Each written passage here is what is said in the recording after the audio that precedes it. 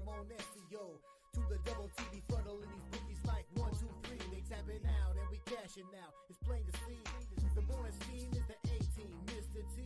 And I pity the fools who can't hang. Coming with real game is sort of a freight train. It's been reported bank rolls are easy to maintain. So get situated and listen to the picks. And it goes a little something like this.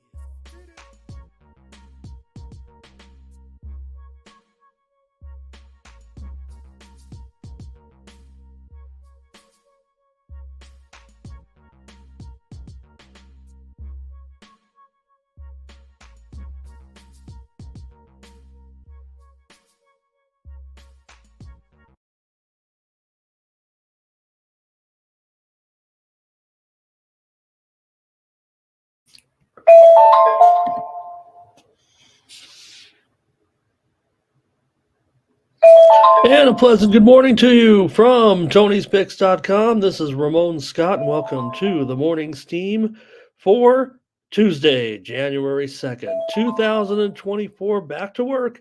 That's what we're doing. Holidays over, bowl games are over, and we're ready to move on with our regular sports betting programming. Pro basketball, hockey, college basketball, and we'll preview or at least give you the odds for the national championship game after last night's fun doubleheader of games. They weren't the best played games to a certain extent. Yeah, there was some great plays, some great talent out there on the field, and those of you that stayed up late out on the East Coast to watch Michael Penix. Hey, some of the Heisman voters still haven't seen Michael Penix play, but Washington advances to the national championship with the win over the Texas Longhorns. And from what we've seen already, I was doing a live broadcast last night covering the game, and if you saw it, we talked early about the line for the national championship game and how I had said to the panel that I thought it would actually open closer to 5.5 than maybe it would 3.5. Well, it actually came mostly Michigan -4 and then down to 3.5. But what we've seen here from some overnight betting and some movement is that the Michigan Wolverines are now up to a 4.5-point favorite at some spots. Circa has Michigan 5. The owner, he's a Michigan kind of guy, but nonetheless, Michigan -5, 4.5. The South Point stations here in Las Vegas are hanging a 4. So we call it 4.5 for the national championship game. Michigan, their win over Alabama, 27-20 in overtime. J.J. McCarthy with a touchdown pass with a minute 30 to go to tie the game. Blake Corum big as well in that one. Alabama had some trouble with snapping the ball, right? Little mistakes here and there for Alabama. Hey, Alabama's going to win in the living room all the time, right? They're always going to have the best talent. They might have cost themselves there on the field with some coaching to a certain extent. Don't blame this coaching staff. I mean, they're legendary, but maybe a few little mistakes here and there. Michigan had their own problems, but mostly had to do with execution, working on their special teams and whatnot. But Alabama made mistakes also with their special teams. So, but for Washington and their win over Texas, Michael Penix, hey, you can take your chances on some of those other quarterbacks. This is the guy that I want if I'm going to take a chance on a young quarterback this season. Penix, I mean, passes all over the place. I mean, it looked like a video game out there. Quinn Ewers did a pretty good job getting Texas still back into that one and rallied them with 1, 2, 3 scoring drives in the fourth quarter, and he finished with over 300 yards as well. But the Longhorns ended at the 13-yard line, and Washington wins over Texas. How did you guys do in the games? We had a premium pick winner in the Texas-Washington game last night on the over. And let's see, I want to say hello to some folks before we go over the website. Thank you for joining me today. We're back for another year. How about it? Let's see who was in here first and how it went for everybody. Gerardo's here today. Let's cover our international sports coverage with Gerardo right now. He's already got us rolling in the chat today. Over in the Discord, the link is there at the top of the chat. But he's got us with some La Liga action today here on Tuesday. And well, we look at today's schedule of games. What do I have here? I was on tennis already. Tennis is underway. Tennis is underway for 2024. La Liga action today, Premier League action as well of the two features. There's a Copa game from Italy as well, and there's some action in Scotland. It's about as deep as I'll run today with the major leagues. Johnny, hello, and Fernando, hello today. Smoke is here. Hello to Smoke. Thomas Bird. Blake is here today. And our Tomps.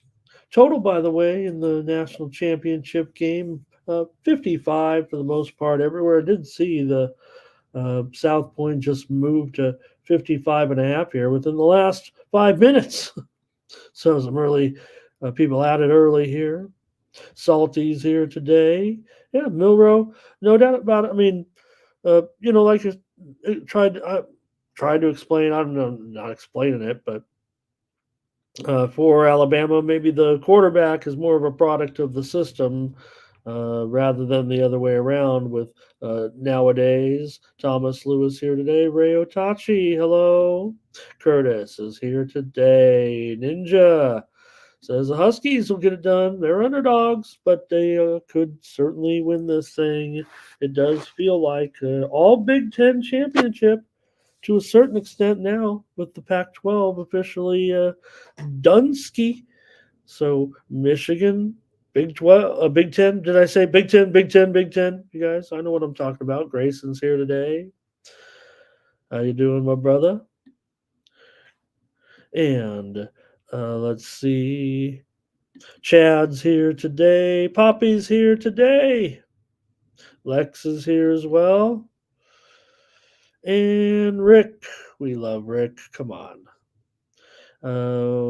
Doubles. Hello. Got a big one in college basketball from Illinois today, certainly. And who else? I don't know what we're gonna do, Poppy. We're still working on increasing our international. I don't know how we're gonna do it. Peasy says, watch that line movement. We had other winners yesterday here. We had premium winner yesterday with the Oregon Ducks. We also had a premium winner yesterday, Tennessee Volunteers. And we also had a few winners here on the show. We had under in Iowa and Tennessee. Hey, give Ramon a little bit of credit there, talking about Ayamalava yesterday for Tennessee.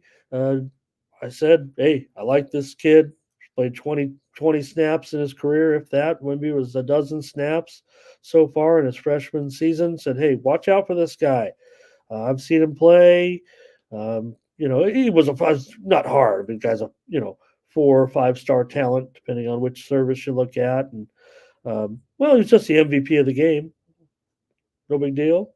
Hey, Bruce Green, we'll get Embiid back tonight, certainly after missing that road trip.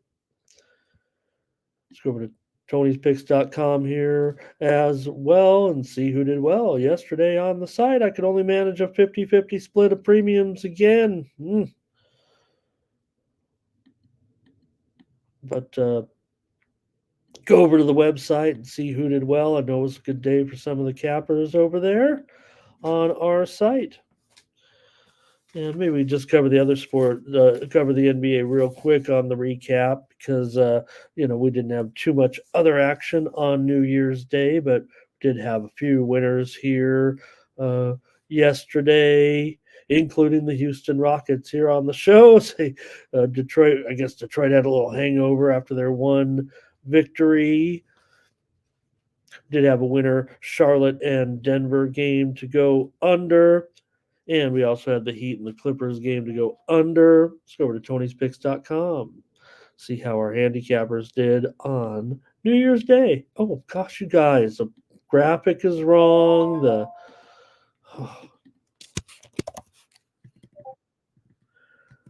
The thumbnail was right. Right? Okay. Make sure we get that right. Jeez, here we go. Take a look. Oh, gosh. Bad producing here. Not even ready to go. And with this big card, I was up a little bit early. All right. And it was Mark Butterscotch Eubanks. Have another day here, Butterscotch. Scotch goes 9-2 on the day for 92% and nearly 7 units of profit. Great job, Scotch. The VIP account, the GM gets a big winning day yesterday, 5-1 for plus 388 units. Jerry Lewis continues her strong start here as a handicapper on the site for plus 290 units. Tiffany Mance also goes 4-1 on the day for plus 289 units. Joseph Schultz won his only 2 plays on the day. Hollywood Sam went 4-2. Nick Lagaretos 3-1. Tim Irwin won his only play. Mindy Hahn 2-1 yesterday. There's Latifa. Queen comes in with a profitable day. That'll get it done. Sean Dinwiddie is well in the green. And I could only manage a 3-3 day. Over the last 7 days, it's Mark Butterscotch Eubanks. Plus 1982 on the units count. Latifa Collins plus 15 units over the last 7 days with a very strong winning percentage. You see there 70-ish percent, over 70%. Ron Hahn plus 12 2/3 units. Nick Vartini is up over 10 units, and Nick Lagaretos as well in the profit over the last 7 days. Mindy Hahn leads for the last 30 days. She's up over 33 units of profit only. And along with Tiffany Mance, part of the 2 old ladies who bet and stuff network, and they are up nearly 35 units over the last 30 days. 65 units. Pardon me. Over the last 30 days here for Mindy and Tiffany. Hook them up in the 2-for-1 capper promotion. Nick Vartini up 25 1/3 units over the last 30 days. You can check out our premium picks over at Tony'sPicks.com. I'm hopefully going to give you some free winners here on the network, and we have great shows today, including midday plays from Mindy Hahn and Tiffany Mance at 1 p.m. Eastern, 10 a.m. Pacific, as they give you their look on sports betting for Tuesday. Also, Tony T along at 5:15 Eastern, 2:15 Pacific, with his Rhythm app-sponsored show, Predictive Modeling, followed by the drive-through, 6 p.m. Eastern, 3 p.m. Pacific. Tony joined by the Pick Dogs crew today and their look at the card before the top of the hour and get you those big games. All right, 3-packs, 5-packs, 7-packs coming from our crew later today, including Nick Lagaretos. Jerry's hot in the NHL tonight. Mindy's got a package of NHL winners. Tiffany's loaded up and ready to go in the NBA and NHL. Tony's got his Tuesday chop block powerhouse, and Ruben Marlboro, come to Marlboro country. And Ruben has a 5-pack tonight. Use the promo code TonyT at checkout to save 20% off all premium pick packages. Click on the All Cappers tab, find the handicapper of your choice, and that's how you get signed up. All right, say hello to a few more folks, and we'll start our card in the NBA here.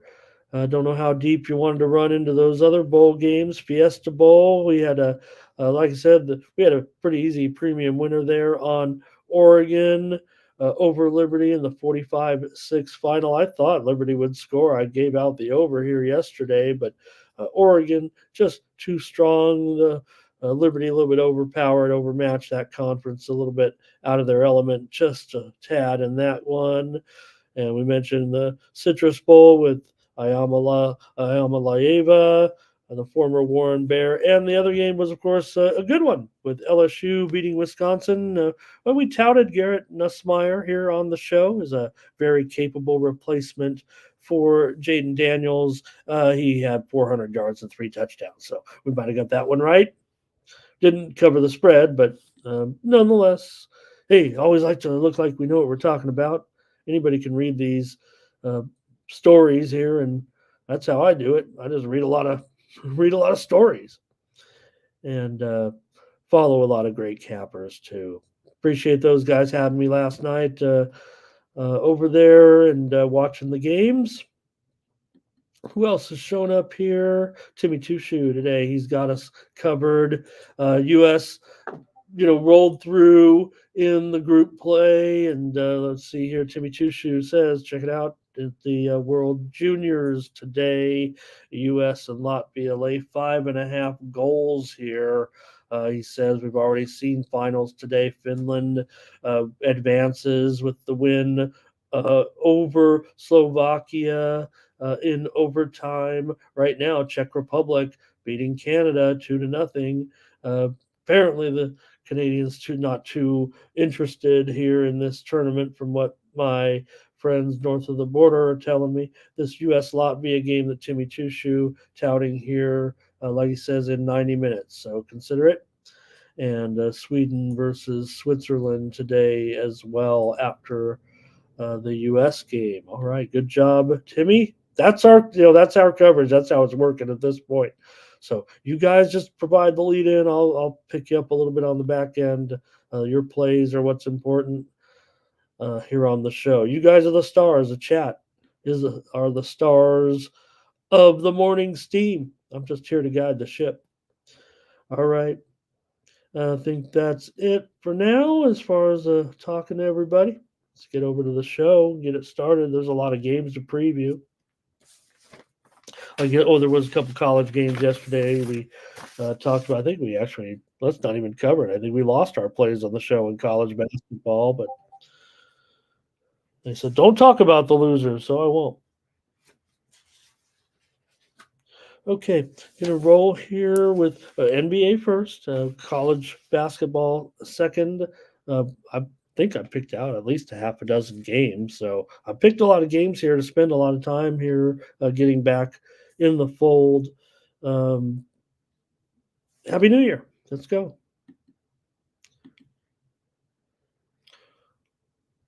All right, well, we talked about Joel Embiid returning here tonight. It's actually unclear whether he'll be available to rejoin them, I believe, at this point officially, but all hope is there that Embiid will return tonight. The spread is down to 10, but he is probable for the game. But still, following that 2-2 road trip,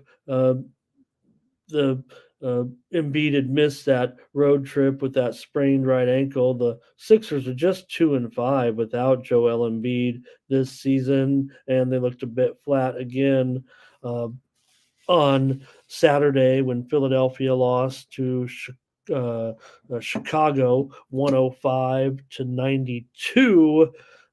Maxey was fine. Get rolling here a little bit with the numbers. And turned out to be a pretty difficult trip, but Nick Batum returned after missing 5 games as well.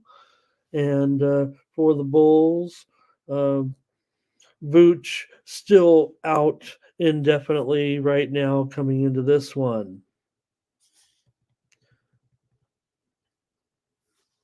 All right, Bulls a pretty good month last month, going 9-5. Like I said, I think they really cleaned it up from the way the team started. Certainly with kind of a disastrous start, and they've actually ended up being somewhat of a team that you could follow and make some money off of here. It looks like they might still continue to be underrated a little bit, but none better really than Philadelphia against the spread, especially when you're having to lay the points all the time. Yeah, there's some teams with little bit better spread records, but man, Philadelphia is usually a big time favorite, and they're pretty adept at getting numbers, despite what happened here a little bit on this trip.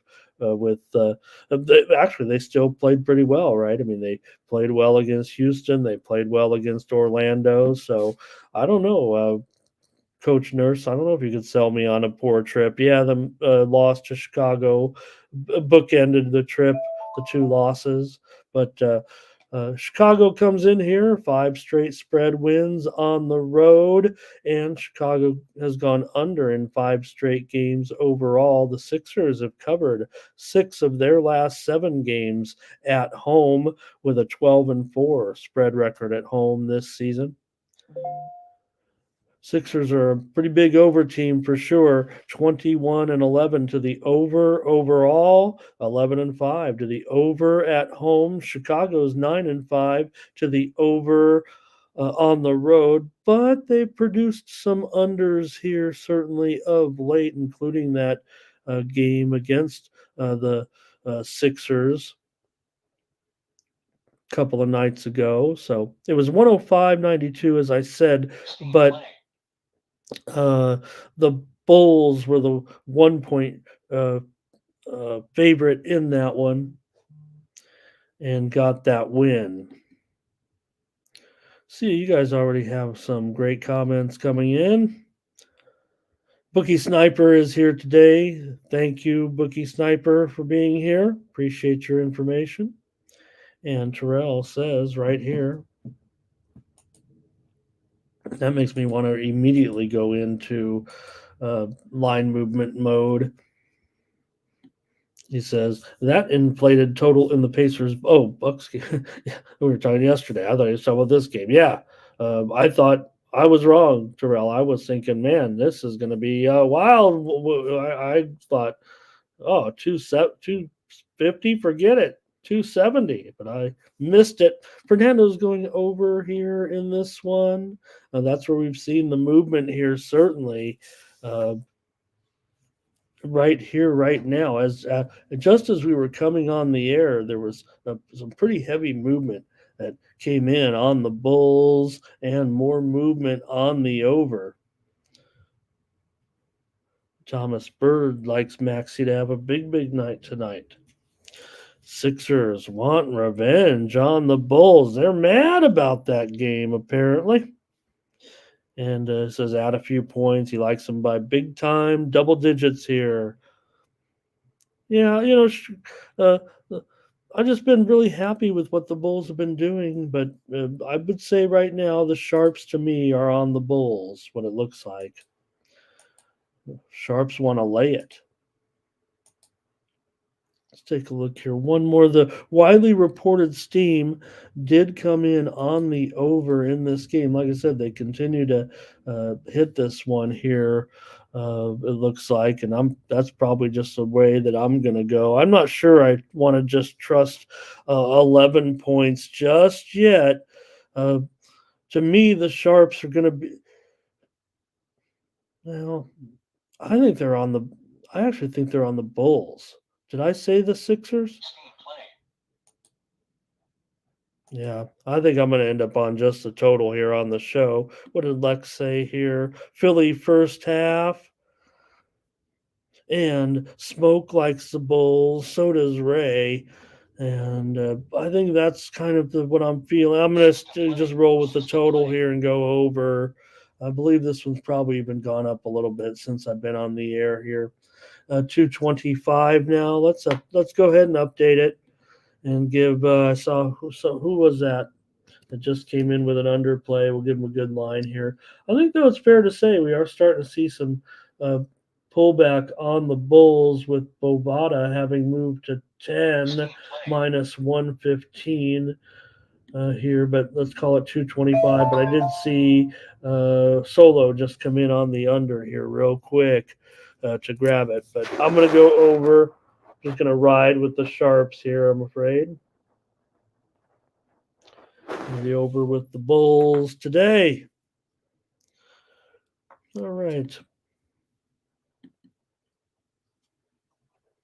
All right, the Spurs gonna take on the Grizzlies today in this one in Memphis, and these two teams met back about a month ago, month and a half ago. Memphis won 120 to 108. The Grizzlies are on a three-game losing streak right now, but they get to take on San Antonio. Both teams got blown out for sure in their last game. The Grizzlies lost to Sacramento 123 to 92. And let's see here right now. What did I say? The line is at uh, 12. Yeah, let's call it 11 now. There's been a move. These lines, like I said, got up pretty early today. Even though that game ran pretty late, I make fun of that. Not nobody seeing Michael Penix but the second half of that game, late game, right, started at what 11 o'clock on the East Coast, and it's time to go back to work for a lot of people. But let's call it 11, and the total here up to 235 and a half today for the Spurs and the Grizzlies.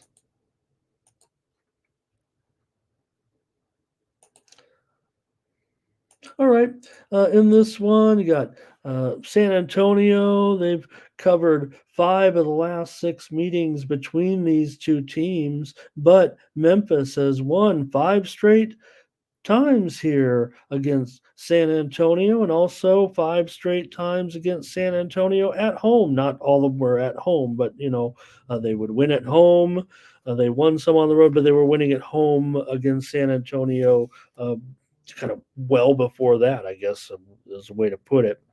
Right now for San Antonio, just 12 and 20 against the spread. We know Memphis has been bad against the spread, but just not sure if we're kind of re-quantifying where Memphis is right now since the return of Morant. Now, all of a sudden, Memphis is back in a funk again with a 3-game losing streak, as I just mentioned, losing to the Kings, Clippers, and Denver. Nothing wrong with that. Yeah, it was not, you didn't want to get blown out on your home floor by the Sacramento Kings by 30 points necessarily, but that's what happened. So San Antonio, they won 2 games in December, but they only won 1 game in November. So that was pretty good. Zach Collins with that sprained ankle, man, he's going to miss some time. So there are some factors here, I believe, for the Spurs. Collins out indefinitely. Keldon Johnson looks like he'll be back. He's been having back spasms. So, all right. See if you guys have anything in this one. Like I said, Memphis is 4-10 against the spread at home. Maybe it still could be a problem. I mean, they are laying a pretty big number here. Grizzlies are definitely a big time under team at home as well. 4-10 to the under. And even though we think of the Spurs as this high scoring team and with all these overs, right? They're 21-11 to the over. They're just 8 up and 8 down, if you will, 8 overs and 8 unders on the road. So most of their overs come at home where they're more comfortable offensively. And if anything, their trend might be even on the road, but maybe when you're facing a team that it plays so many unders, still tough to say without Morant, but and the last few have been going under as well, right? They went under with the Kings, under with the Clippers. Those were losses, and they're favored here. So intriguing. Tom Hahn's here today. Hello, Tom. And Thomas says, "Give me the Spurs and the points." And Perky's here. I don't know what I mean. I'm gonna fix that, Perky. Sorry about that.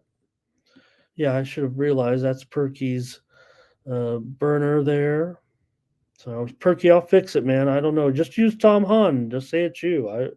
I mean, I'm not blocking you. I mean, one time I might have turned you off, but I saw you in here yesterday. I don't know what's going on, actually. So what is going on? All right. Rays going under here. But we do have some other people watching the chat, so I apologize there. Like I said, one time I said, Perky's, I had to turn it off because you didn't have time to delete something. I don't know. Okay, here we go. Guess I better just roll with the pick now here and see what's going on. And it looks like you guys have made your call as well. So, all right.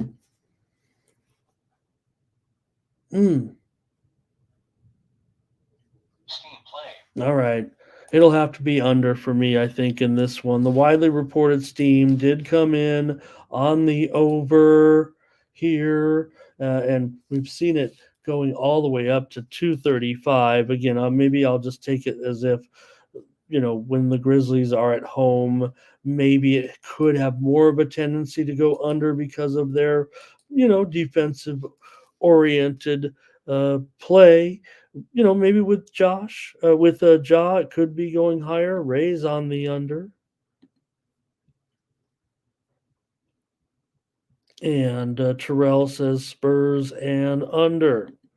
I'll take the under as well.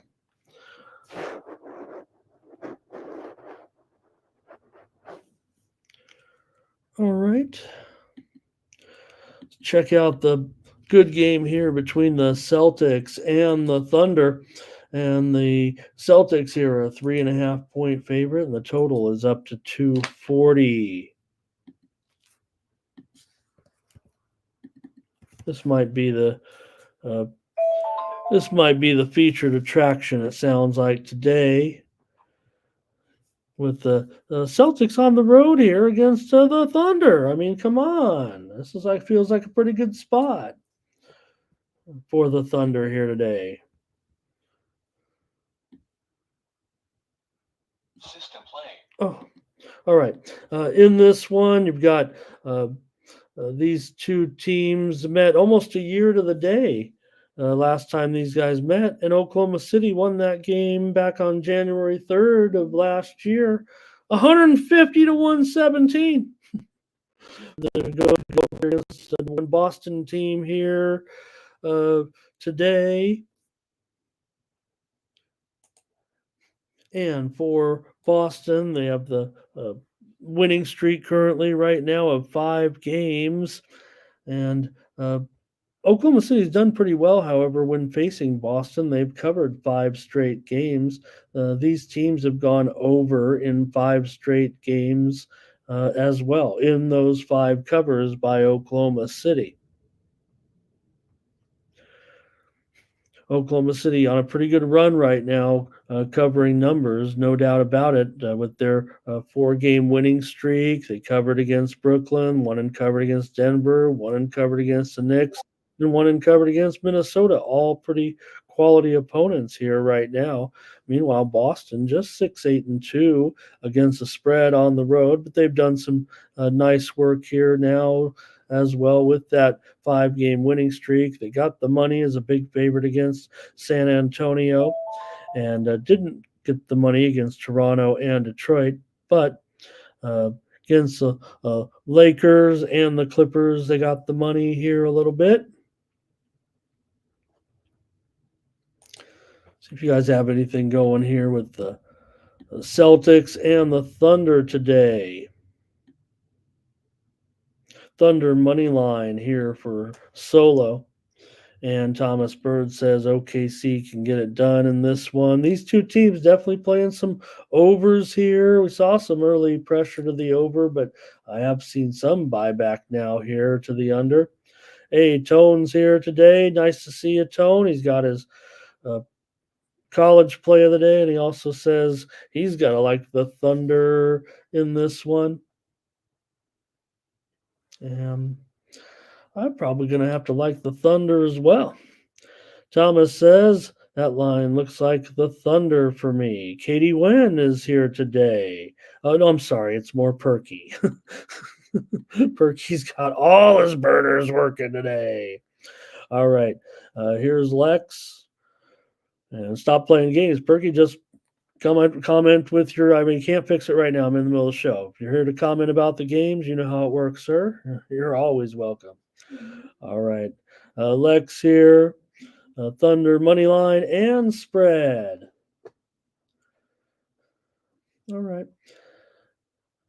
Well, I definitely want to try to get involved with the Thunder here tonight as a home dog. This feels like the spots we want them, especially going up against a power like the Celtics. I think you guys asked a little bit about injury report here, and I don't think there is much of one in this game, quite frankly. I think everybody's good to go. Let's take the Thunder here. You guys seem to like them. I like them too. Getting points against these guys. Fernando says, give me the over. Mike's on the Thunder. All right.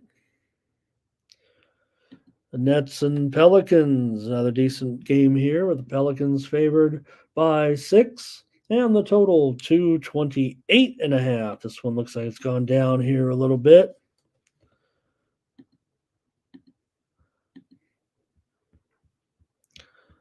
And let's take a look at this one. System play. All right. For Brooklyn, boy, this is a series that really, now this is, East-West, so they're only meeting a couple of times a year, but Brooklyn has won 8 of the last 9 meetings between these two teams, and they've been really a high-scoring series. The total has gone over in 10 of the last 13 games. I mean, that's dating back over a dozen years, however, but nonetheless, 14 of the last 16 games here in New Orleans between these two teams have gone over. Remember, they only meet here once a year. So, whatever the case may be, these franchises play high-scoring games. Sometimes, those type of trends might just be noise, but I know that, there's sometimes a little bit to it. All right. Let's see here what we got with. Already got some comments from Ureo Tachi. Wants to go Pelicans in the first half. And Chad says, give me the Nets and the points. Rodney says, I got the Nets last night. Brooklyn has been one of our money makers, certainly, but they're starting to give it back big time. A little bit disturbing, but like I said, good series for them. A good matchup for them, certainly, what it's been. But again, they've started to give it back some here. These two teams met same time around here last year, and Brooklyn won the last meeting 108-102. The Pelicans have those 2 wins over the Lakers and Utah with their trio of players. Really, it's not just Zion right now. Ingram's looking good. McCollum's looking good as well. The Nets are on a 3-game losing streak currently, and they've been, giving up points big time of late defensively.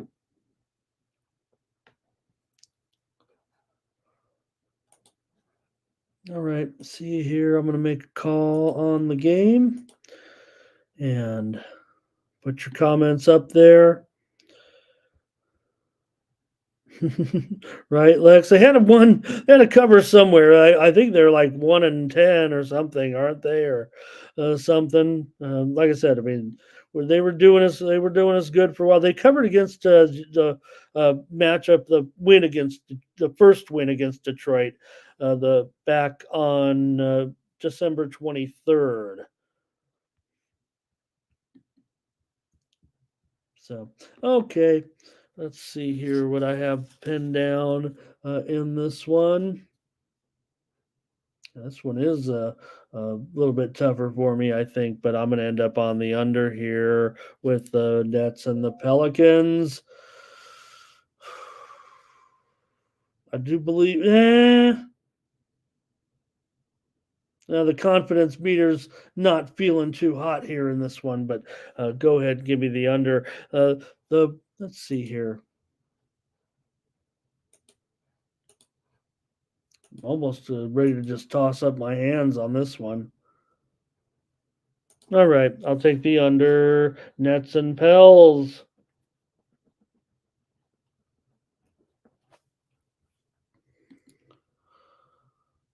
Yeah, I was seeing some pass. Chad says the Pelicans have slowed down in these games of late. Yeah, the Laker game went over for their last.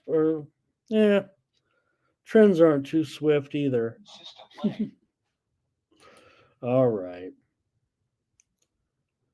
give me a bet. Give me another game. Ugh. Can we go back to the last game? The Kings are 15.5-point favorites tonight against the Charlotte Hornets here in a total of 232 in this one. Man, for the Kings right now coming into this one, they usually don't cover against Charlotte. Now, again, East West here. So Charlotte's covered 7 of the last 9 meetings between these two teams. Sacramento's gone under in 4 of their last 5, but this series has gone under in 5 of the last 6 meetings here in Sacramento. Sacramento, 17-14 against the spread overall. Charlotte just 12-18-1 against the spread. Kings at home 11-5 to the over, while the Hornets on the road 10-6 to the over currently. All right. Well, I saw someone with some Sabonis props there very early in the NBA segment. I don't know if I can scroll back there here. I want to keep the show kind of moving, but man, he was obviously tearing it up right now. I mean, he had 21 rebounds in the game against Memphis. The Kings won that game, of course, as I mentioned, by 31 points on Sunday night. They dominated the boards actually in that one, and Malik Monk was on fire again. So Charlotte, they're expressing some hope, but right now it's a losing streak, no doubt about it. They're covering some big numbers and they're getting them again. They just covered 15.5 in Phoenix. They covered 11 at the Clippers. They covered 11 at home against Denver, but they also lost by 21 to the Lakers when getting 13. They lost obviously that last one to the Nuggets by 18 points when getting 17. So I don't know. It seems like they get just close enough. As a dog, they're they're 12-15. They've been favored 3 times with all of them failures. The road team won both meetings last season between these two teams. Here comes some comments maybe on this one.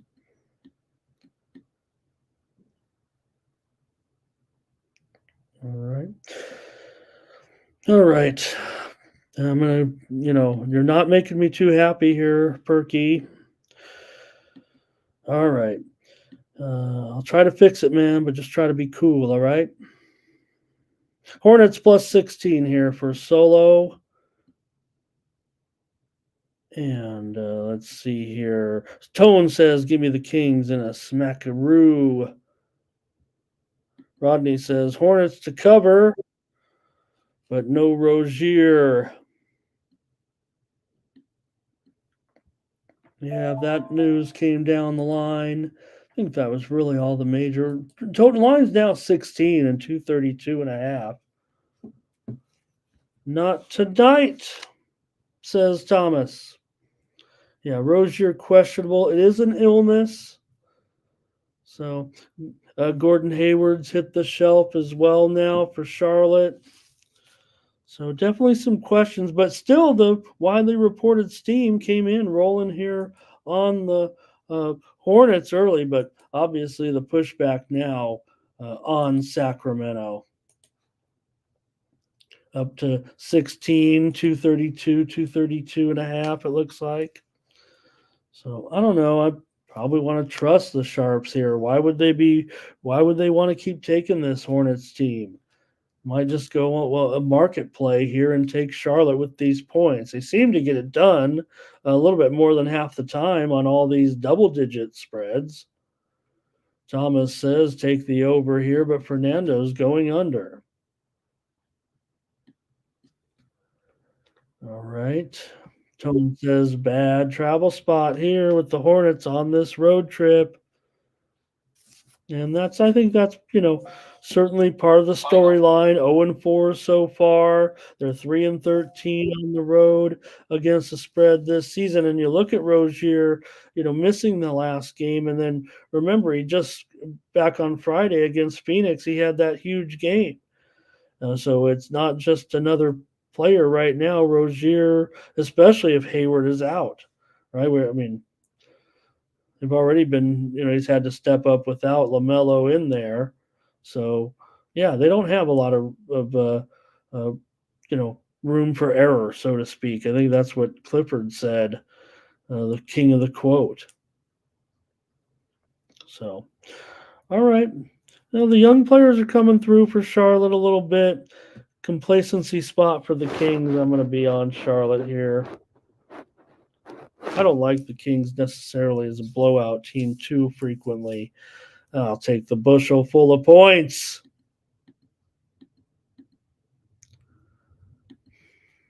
All right. And Johnny says, give me the Hornets.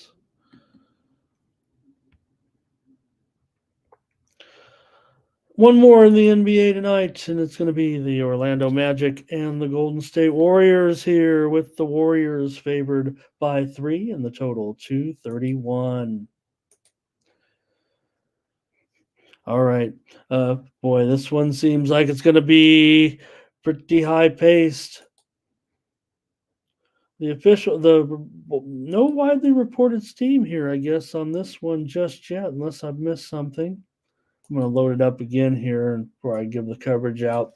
Orlando's covered 5 of their last 6 games right now. Warriors 8-2 straight up at home of late. The Warriors have won 9 of the last 10 meetings between these two teams, but safe to say this Magic team is pretty dramatically improved here this season, coming in with a much better record than the Warriors at 19-13, and Golden State under 500 at 15-17. A couple injuries to note, certainly with Orlando here. This total's gone down to 231, but Markelle Fultz, he's questionable in this one. Ingles is out. Jonathan Isaac is out as well. Draymond continues to miss time. Even in the last game, though, Orlando was able to get the money, getting 6 points against Phoenix. So they've been a covering machine, 10-6 against the spread on the road, 22-10 against the spread overall against one of the worst teams, especially at home against the spread in the Warriors, 4-11-2 against the number. Now you're dealing with a number here that I don't know, it's going lower, right? If anything, given a little bit of space for Golden State, where they're usually favored by much, much more. First meeting of the season between these two, but like I said, Orlando has had the upper hand in this series. Magic money line here for Solo.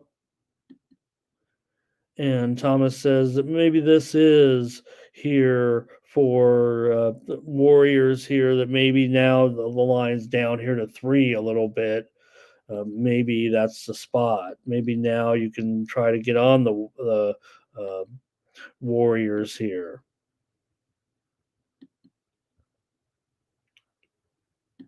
Yeah, nothing we could do, though, right, Tone? We don't have one guy. Somebody's got to step up. Thomas says, give me Magic and the points. All right. Well, I'm just going to go with the over here in this one. with the Magic and Warriors. I'm probably trying to look to the Magic. I don't know if I can get on them just yet. Want to see just a little bit more information, but uh, Sharps definitely appear to be on the Magic here. Probably about a 3-to-1 ratio. And I do see now there was some widely reported steam coming in on the under just about 10 minutes ago. They took it at 232. Like I said, now it's down to 231. So I'm going to fade the Sharps here that are pounding this under all of a sudden and go over. Rays on the Magic. That's a look at the NBA today. Thank you so much, everybody. And we'll preview some college basketball now. I think I've 6 or 7 games of college ball here to look at. And I'm going to start with the Purdue Boilermakers for sure here. And this was a Big Ten action taking on the Maryland Terrapins today. And Purdue, they opened about a 5.5-point favorite.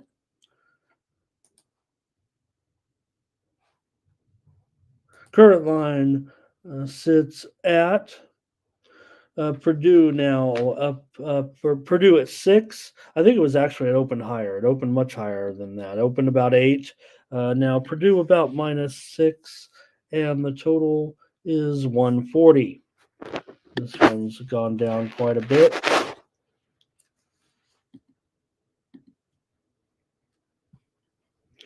And with Purdue on the road here and at Maryland, so that should be a note in itself, right? So you got Purdue coming in favored here, and Maryland didn't lose at home last season. So a little bit of a tough challenge here, certainly, even for the Purdue Boilermakers, I would think. They've won 19 straight games at home right now, including all 17 last year. So they just beat Coppin here the other night, but we know now they're rolling here to conference action at home. Hey, this one's going to be on Peacock, I think, so hopefully got your Peacocks out. Purdue certainly coming in 12-1 right now. They already have one Big Ten loss, don't forget. So, hey, Maryland's got some nice talent as well, including Gillis and Young. Looks like he'll be back. Believe he missed last game. Let's see. He worked out lightly on Tuesday. No, on Thursday. No status was given. Okay, well, let me check the injury report here. It's not updated, so maybe he's going to be in there. All right. Maybe we get some of your comments. If you guys are hopefully ready to roll on college basketball, I picked pretty much the best matchup, so hopefully you're ready with your comments and picks. And doubles is ready to go over in this one.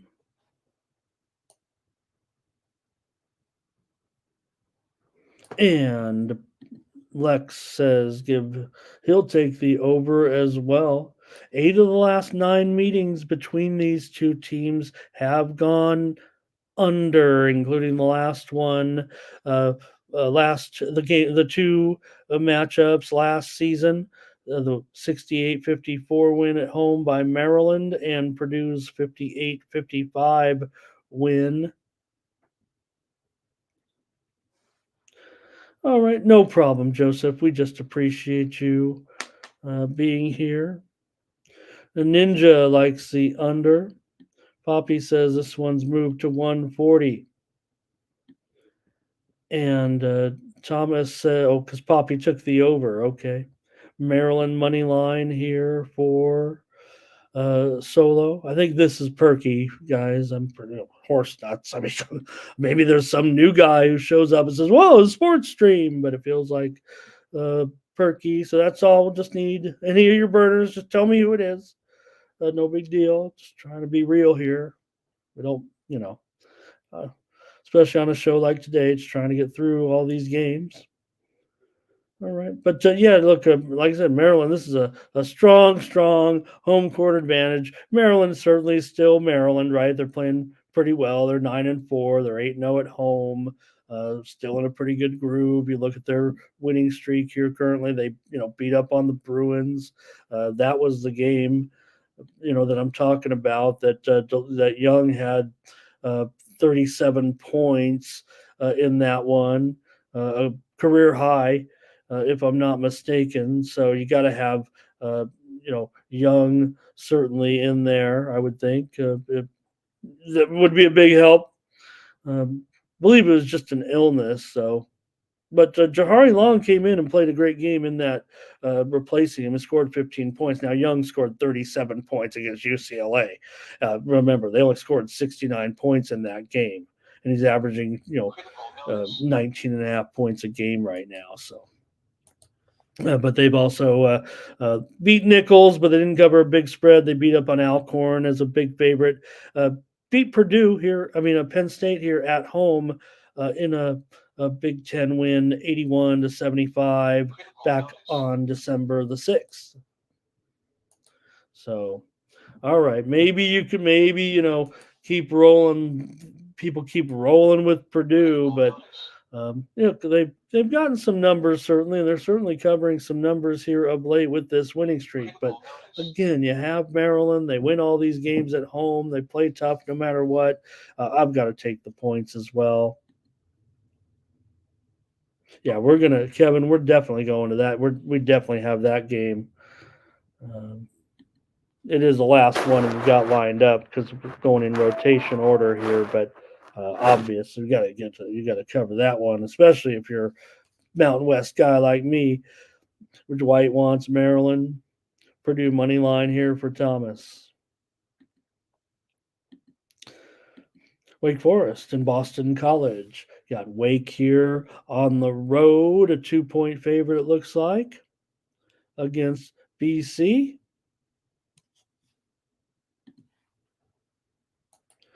And the total here is 150.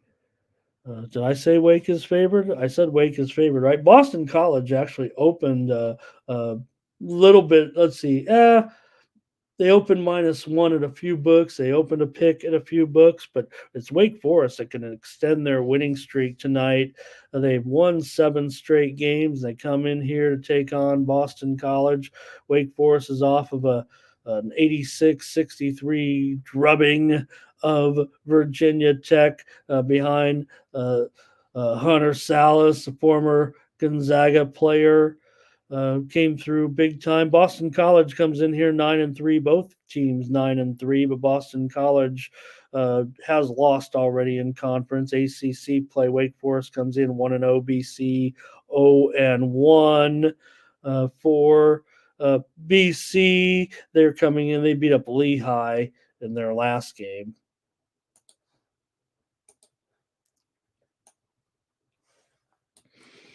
Boston College has won, let's see here, 8 of their last 9 games at home. Boston College has also gone over in 5 straight at home. Wake Forest has gone over in 9 of their last 13 games on the road, dating back to last season, and 5 of the last 7 meetings between these two teams have gone over.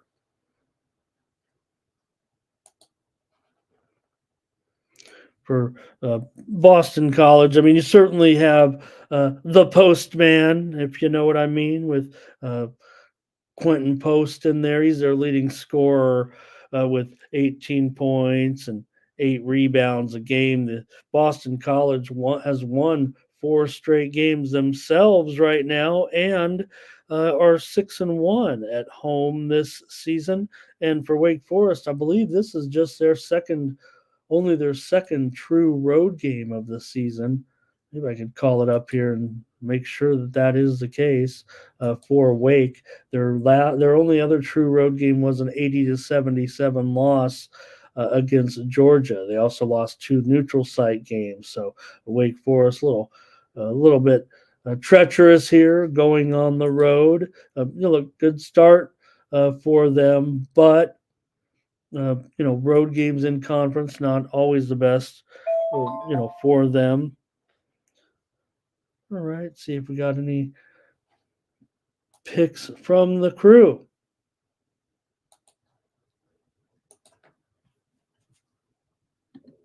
All right, here we go. Yeah.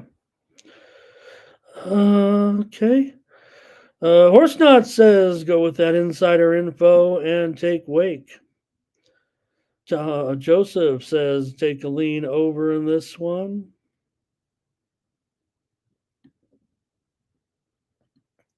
Right. And let's see here.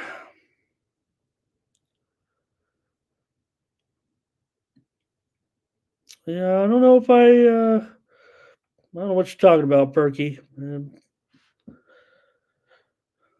All right, looks like nothing too much on this game. Not a bad game though, you guys. Certainly here in this one, but I'll probably just take the over here right now. I'm not sure necessarily on the side. Just give me the over. I mean, just read to you a bunch of over trends, and my numbers said to go over, and looks like the Sharps want to go over here as well.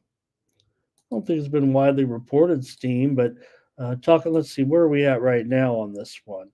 150, open 150 and a half, right? But I thought I saw as low as 140, 149 and a half. I'm gonna take the over nonetheless. Joseph's leaning over. Hey, just go with it. We don't. You know what, Joseph? You can give us a. You could give us a pick. We're not going to hold you to it if you're wrong. We brought your picks. Leaning's for holding up the walls. All right. Yeah, Perky, actually, probably, maybe, I would say, quite honestly, sir, and, I understand you, so I get it, I know. So we'll fix it. We'll always fix it up. You never intended to say. Sometimes you say things, without thinking. And Lex, don't worry about it. I got it under control. And Perky and I see on the same level. But, no doubt, Perky, I would say it probably wasn't an accident. So you know what to do. I didn't do it, but, just be cool. We know you're an expert capper. All right. Oh, thanks, Joseph. Cool.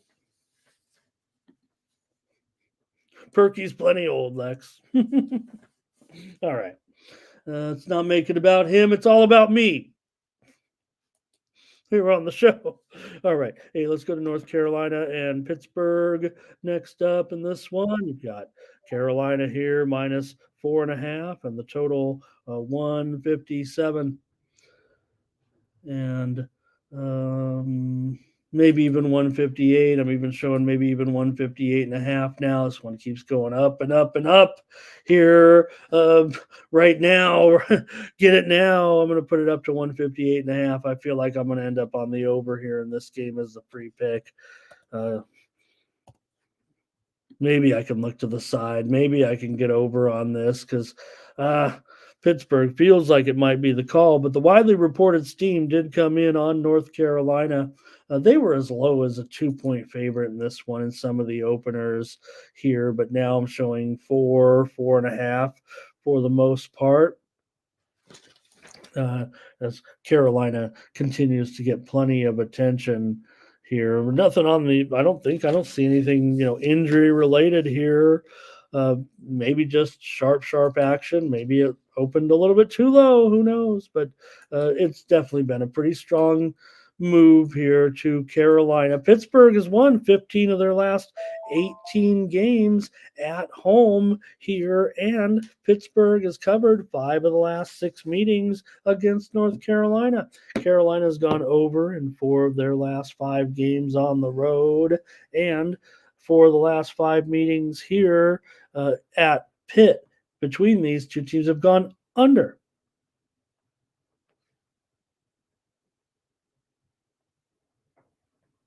All right. Pittsburgh here, they are 0-2 against the spread as an underdog so far this season. They are, like I said, 7-2 straight up at home, part of that 15-3 run. Carolina on the road so far this season. I don't know. They haven't played yet, I don't think, on the road. That kind of worries me a little bit.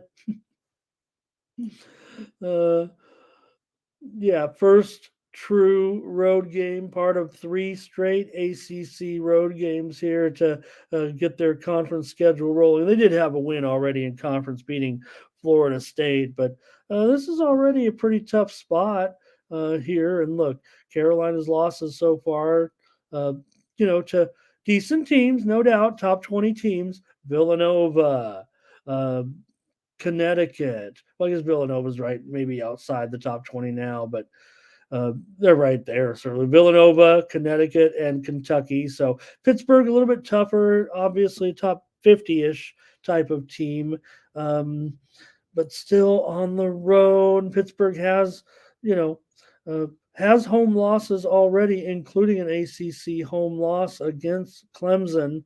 They've also lost to Missouri at home. They've lost to Florida. They lost at Syracuse, as they have an 0-2 start here in conference. All right. Let's see here. Thomas is on Pittsburgh today. I think Thomas is saying, what are the team's records? The straight up records exactly would be Carolina 9-3, 6-6 against the spread, and Pittsburgh 9-4, and 7-5-1 against the spread.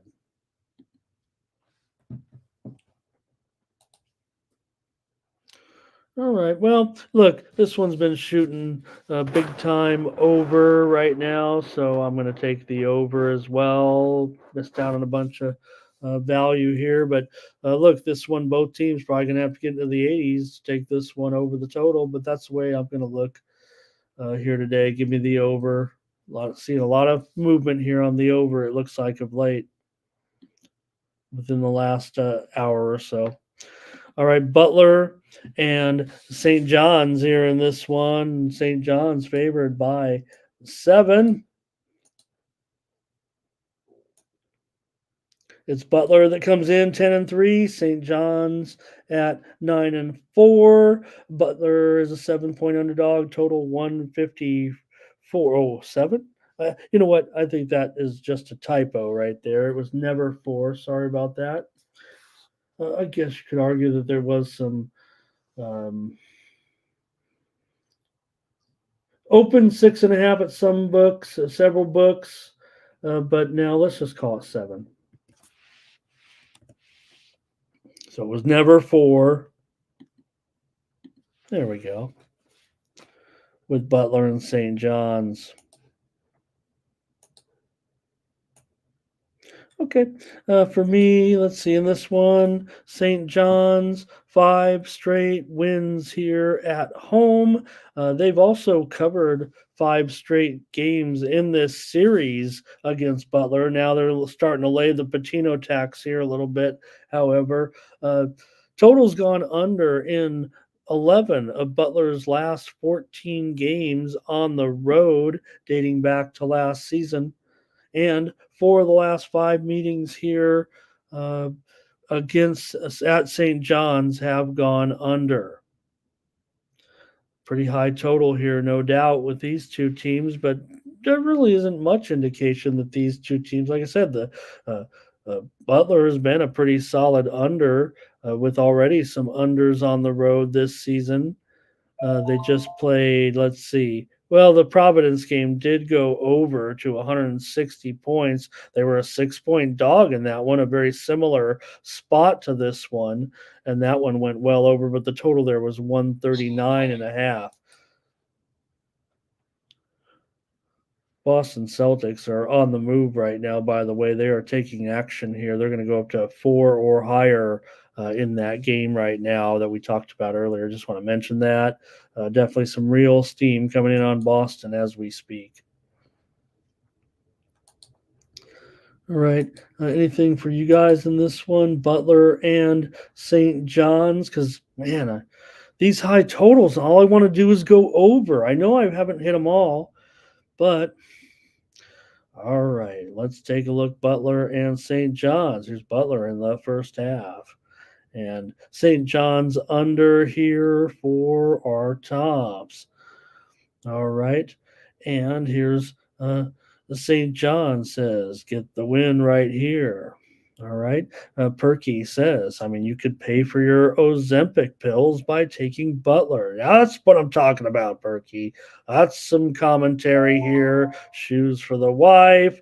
Uh, uh, get her some Ozempic. What's the one with the lady dancing in the yellow dress? All right. Butler's best chance of winning is by slowing the tempo. Give me the under. Oh no. Oh. Well, I don't want to lay with St. John's, that's for sure. That is a caution to the wind right there by Terrell.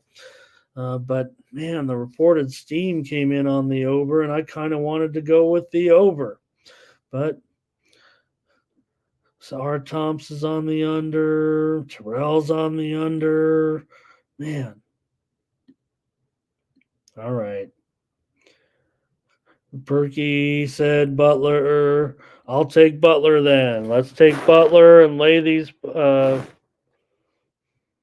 take these points. Lay these points. Let's take Butler then. Okay, I'll take Butler. I'll take 7 plus Butler plus 7. Okay. Perky will get it done. We'll panic early. They'll fall behind by 15, and we'll throw all kinds of doomsday scenarios to the wind. They'll fight back and win, just like it always happens for the Perkster. All right. Hey, Cindy's here today. Butler plus the points. They're the better free throw shooting team, she says. Take them. I like to hear that. Yeah. Let's see. Butler this season, how they looking? Oh, typical Butler. Just 25th in the country. It's probably not even normal for that. It's probably under their average here. But St. John's 160th in the country in free throws. All right. Now Terrell's coming in with prescription designer drug advice, and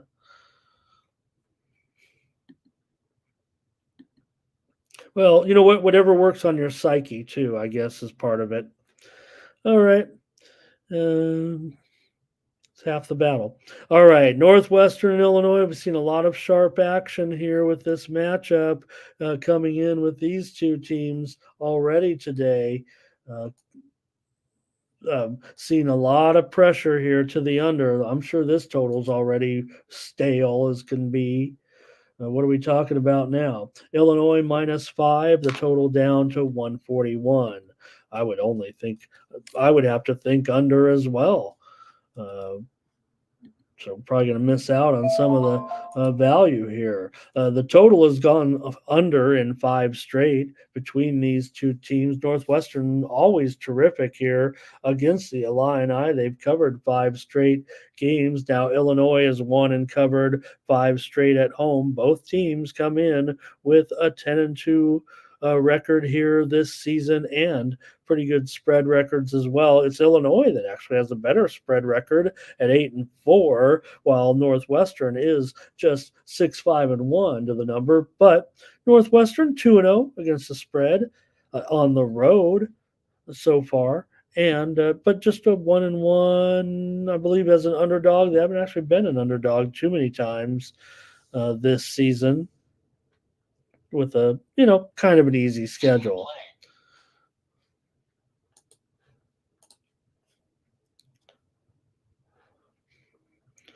All right, let me get a few more, maybe a few more tidbits here on this one. Again, closely rated series at Northwestern seems to always get the money. That's what it seems like. The last meeting was 66-62 in favor of Illinois. That was back last February, but Still, one thing, you'll get all these covers, but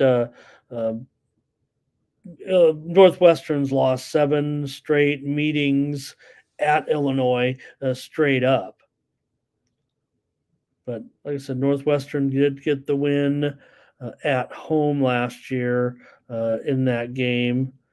It was Illinois that won but didn't cover the meeting at Illinois. But Northwestern won at home last year 73-60. Anything from you guys here? Let's take a look. All right. And Perky says, take the wild. Let me cut through all the BS. It's Wildcats for Perky. Here's Illinois for Cindy. Here's R. Tomps on the under in this one. Perky's everything's Perky. Fernando's on the over. It's Fernando's birthday today, by the way. He's now 173. Because he has more, he has multiple. In fact, it's only been of late. He actually was, just 35 years old, middle of last year. But all right. All right. Well, hey, I just talked about the big time unders in this matchup, and that's the way that I'm going to go here. Big time pressure, the under. This is the one that I'm totally going to buy into, I think, with the Sharps coming in here. Give me the under tonight with Northwestern and Illinois. And here is Syracuse and Duke. One more before we get to that big New Mexico and Colorado State game, but I've got here nice matchup here with Syracuse and Duke. Duke, a big favorite. I think there's just storylines here to this game, more or less why I'm talking about it, right? Because you got the two former, the Syracuse player in Autry, and you got Shire in Duke. So it's the first time really that it will not be Boeheim and Coach K in a long, after many years of those two coaches. And then, Coach K retiring, still got Boeheim around, and now you have two new coaches for the first time facing each other in this series here. Syracuse comes in, obviously, with a pretty good winning streak right now for Syracuse, but Duke has won 5 straight games at home. Duke's won the last 5 meetings between these two teams, getting the money most of the time, but they failed to get the money here last season as a 15.5-point favorite, and they could win by just 9 points in that one. Duke comes in 7-5 against the number right now, 9-3 overall. Syracuse is 10-3. Syracuse has gone over in 10 of their last 13 games on the road dating back to last season. This series has gone over in 5 of the last 6 meetings here at Cameron. And for you guys here, we've got... Yes, give someone else the birthdays here, not me. Terrell says, it's always Duke, always laying extra points, no matter what, every time. And, probably true. Probably pretty solid. I'm probably going to be on another over, personally. How many overs can I take? I'm so square. But that's where I'm going to be headed here with this one. Cindy says take the points here with the Qs. Maybe this will be a good situation, with Autry. He's kind of been groomed as the coach, for the Orange, and we'll see. I mean, look, I don't think 10-3, is awful here, right? I mean, you think of previous starts for Boeheim. Remember, they were 3-4 last year after 7 games, and basically have just been winning 15, 16, 17 games a year I mean, maybe it was tailing off there a little bit. Maybe Boeheim's out of here at the right time. But look, Syracuse already wins over Oregon, over Georgetown's not a terrible loss. They've already beat LSU as well. Losses to Virginia, to Tennessee, and to Gonzaga. And for Duke, their losses were to Arizona, Arkansas, and well, they're 0-1 in conference. They lost at Georgia Tech.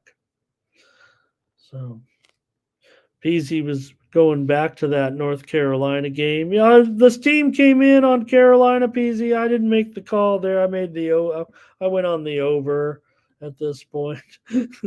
Hey, let me tell you,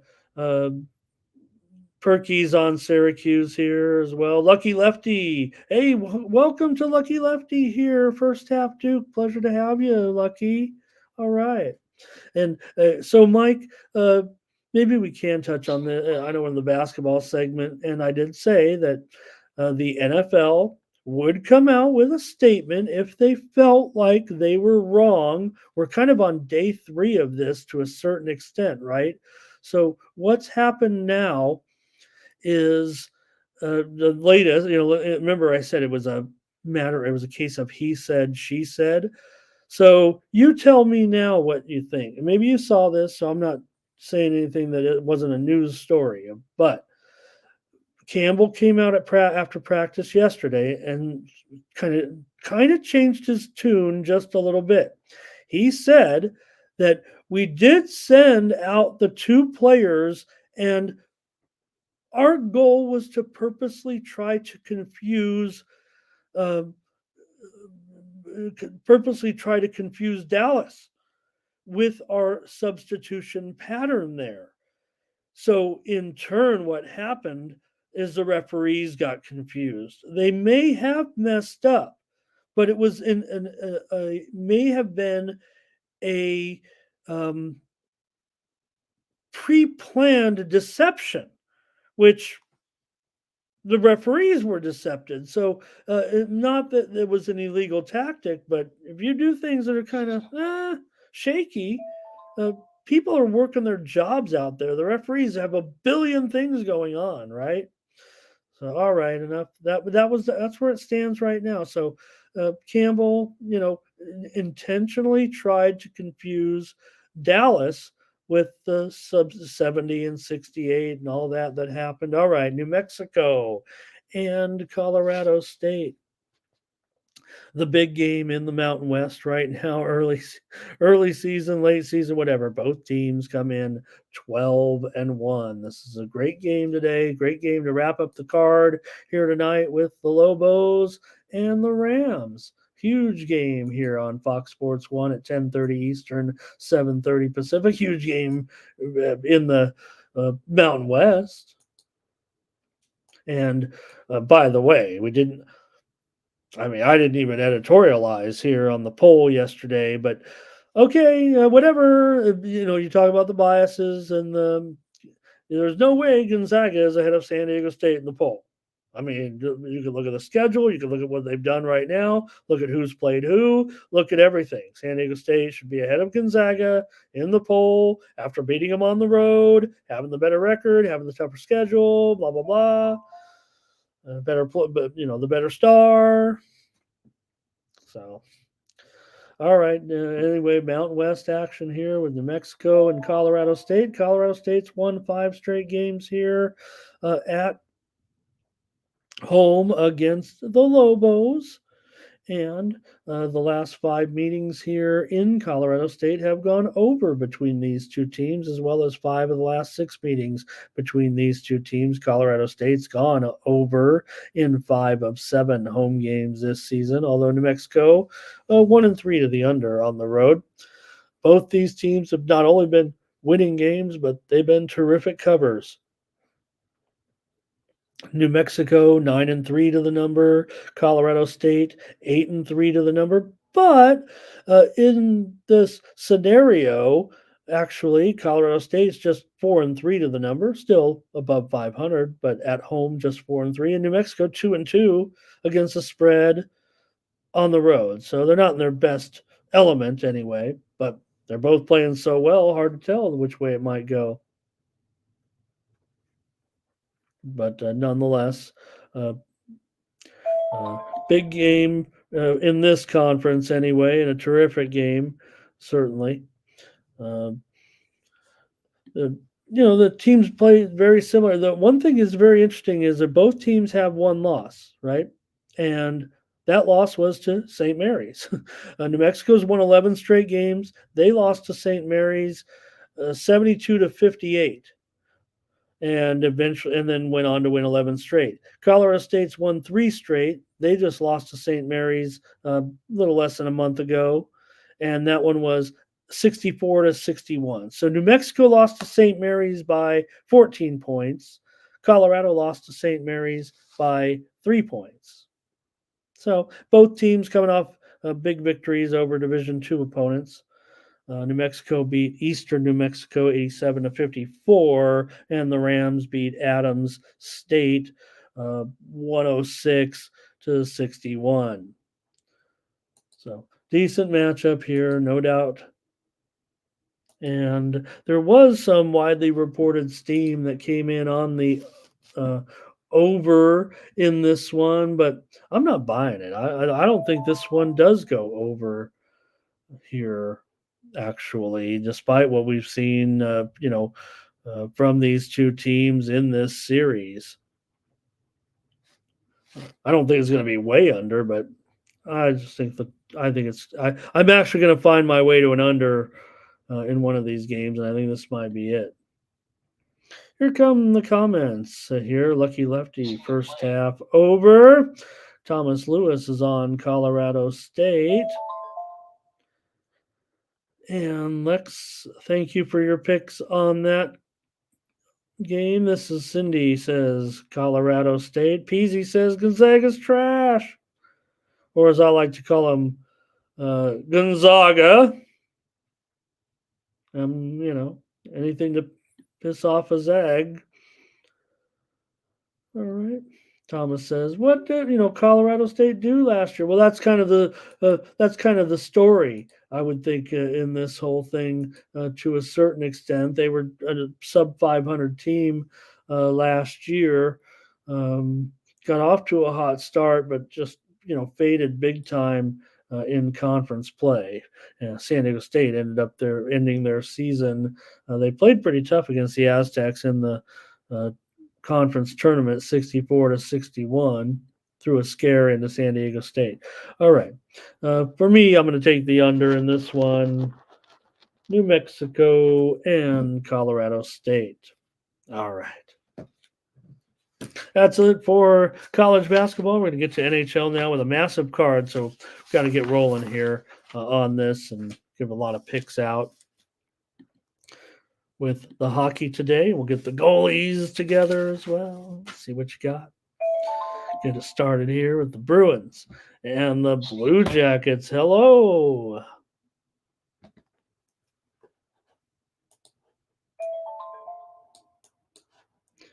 All right. Things are beeping off around here. Let me refresh the goalies, see if anything's happened in the last hour or so as we get rolling with the coverage here of the NHL with the Bruins on the road against the Blue Jackets.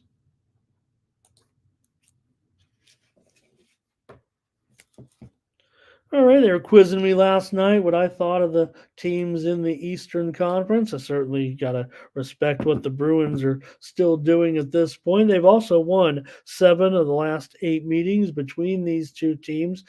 Columbus, we've been pouncing on them time and time again on the puck line. No matter who they're playing, they've covered the puck line in 5 of their last 6 games. 5 of the last 6 meetings between these two teams have gone under, but Columbus has been a little bit of an over team here as an underdog this season, 21-13 to the over as a dog.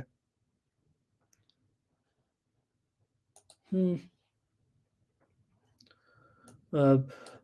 Blue Jackets, they're down nearly 7 units this season, while the Bruins are up about just a half a unit. Obviously a strong record with 22 wins, 22, 7, and 6, but still just plus half a unit overall. And should be noted that um, as a home underdog, so as a road favorite, Boston, a 9-7 record for the most part, throwing out the ties and stuff, but they're minus a little over a unit, minus a unit on the road. Meanwhile, Columbus, for a team that's down nearly 7 units this season, as a home underdog, they're actually up a unit with a 7 wins. So again, they continue to hang in there in a lot of these games and get the puck line quite often. And we seems like we've just kind of continued to roll with Columbus a little bit with this positive puck line record. Right now, Columbus as a puck line dog, 23-11 this season. Boston, one of the few teams that doesn't show a losing record as a puck line favorite, but still they've laid it enough to some of these bad teams. So, all right, just going to take Columbus again as usual and roll with it here. Take them plus a goal and a half tonight. Price isn't too bad at minus $1.35 or so. Try them one more time. And anything from you guys? Here's Bruins first period for Ray. And that looks like it. And I'll move on with the Hurricanes taking on the Rangers here. And I guess I had to have some emphasis on the Shesterkin there. The Rangers are going to be favored here at home, minus $1.15 or so. Total 6 under 20. In fact, now I'm showing the Rangers $1.20 or so and 6 under 20. So a little bit of movement here on the Rangers today in this one.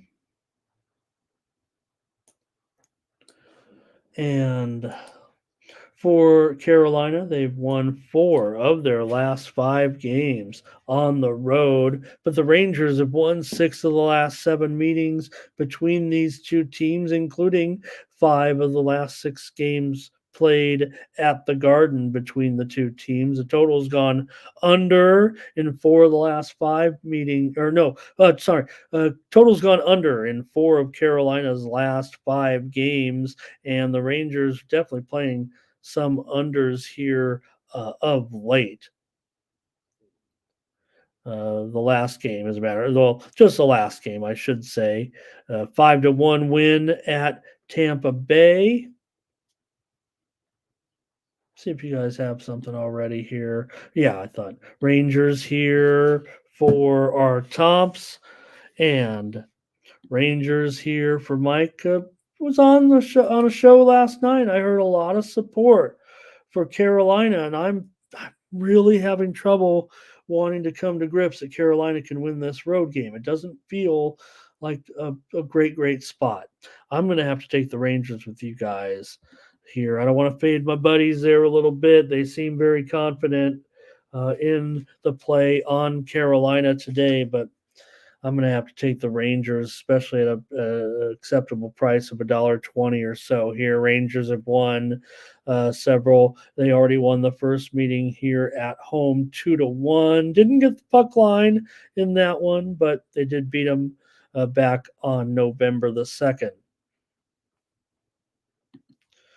So I guess go ahead and I'm going to feel safe here with the Rangers. If I'm looking to take the Rangers, it's going to be, some of these prices here, I think. But again, you got Panarin, obviously looking pretty strong right now. He had, I believe he had a hat trick in that game against Tampa Bay the other night.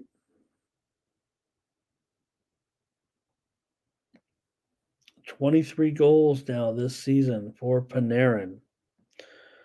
All right.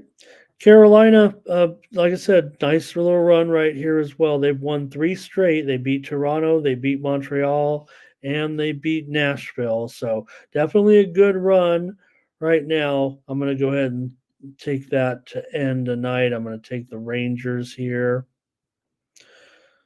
Johnny says Rangers and under.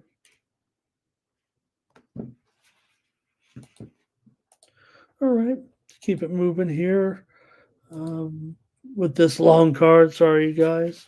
Just want to make sure we get the right game up here on the graphic.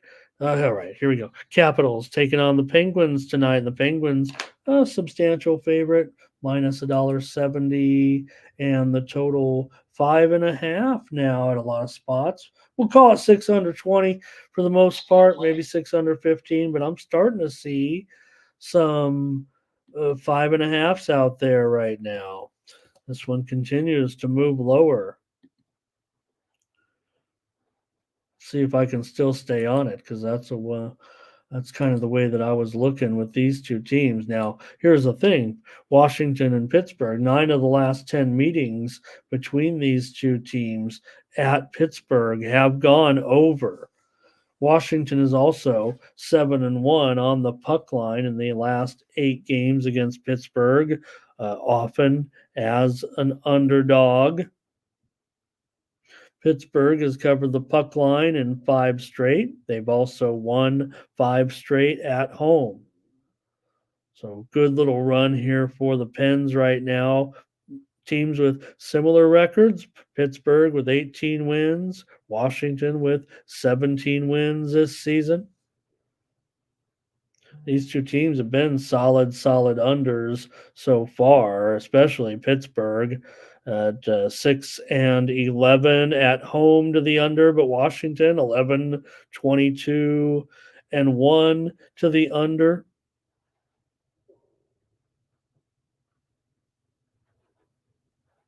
All right. Comments here from you guys show. Poppy, I'll have to address that maybe at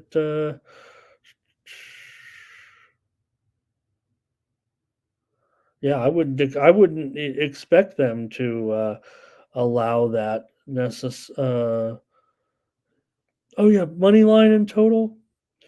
Yeah, I think they will. I'm pretty sure they do allow that actually. So yeah. All right, here's Salty says, "Give me the Penguins in this one." Thomas, am I looking like Star Trek again on here? Am I looking like Scotty? All right, nothing maybe from you guys here with Capitals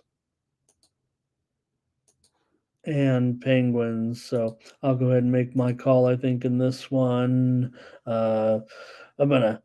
I think I'm gonna be on Pittsburgh on the puck line here. We've won with Washington. I've continued to defy everyone that says, go against Washington at this point. I'm pretty pleased with how much money they've made.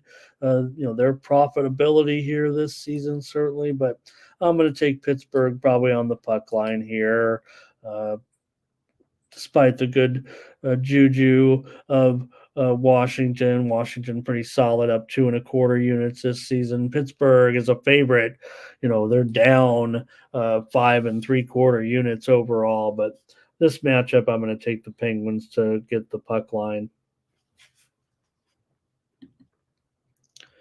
Here's the Canadiens and the Stars with Allen and Wedgwood here. None of the goalies that I've seen yet today on these lists are confirmed, at least for the games we've covered here thus far.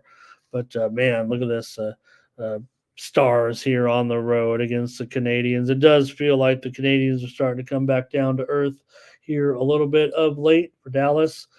They have won 5 straight games at home right now. Montreal has been covering their puck lines. They're 8-2 on the puck line over their last 10 games, most all of them as underdogs here. Total's gone over in 5 straight at home for Dallas in those victories. They just had back-to-back victories over the Stars. They lost to St. Louis, remember, but have wins over that hot Nashville team, and they also beat Vancouver. Dallas is 12-5 at home so far this season. Montreal 8-7 on the road. That's kind of where they've done a lot of their damage too this season. On the road, they're up a little over 2 units with that record. And especially, let me see here. Yeah. So they usually don't fare as well against good teams, against teams that are playing in this, Dallas's record of 22-9-4. Montreal not too good against solid opponents. Let's see if I have those. I have those numbers, but might just be going a little too slow for my own liking here. All right, here it is. So Montreal, yeah, down uh, actually 2.7 units this season, but down 5 units as a dog, up a third of a unit on the road so far this season. So, but for Dallas, 21-12 record as a favorite. See if we got some comments here. Stars puck line here for Ray. Stars here for Mike. He's got stars here on the puck line. And that might be it for you guys in this one.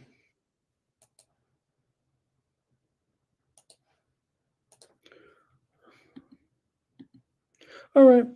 And well, for me here, I'm going to grab the under.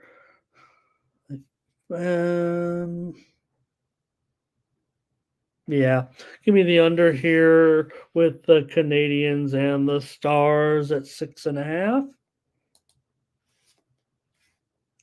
You got mostly it's Montreal. I mean, they are the team. Dallas has been a big time over at home, 14-4. But is Montreal going to get enough goals here? Might be my concern right now. 3-game losing streak for Montreal with losses here on the road. They're on a big time road trip right now, basically here. Several games in a row. Yeah, they got a break during the holiday. They did return home, but immediately went back out on the road. So they were on a road trip. They were on a little bit of a road trip. They went home for Christmas, but right back out on the road. So maybe just a little bit of an issue here. Peasy's on the Stars. Says Stars first period over. Been rocking.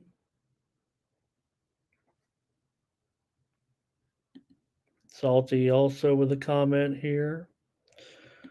All right, keep it rolling here now with the Blackhawks and the Predators in this one. Another big favorite tonight, not making it easy on us with probably Soderblom and Saros here in this one. You have the Predators right now. They're 7 wins in 8 games over the Blackhawks of late. Also, they've won 7 of the last 8 games at home against Chicago. So just a one-sided series here with Nashville.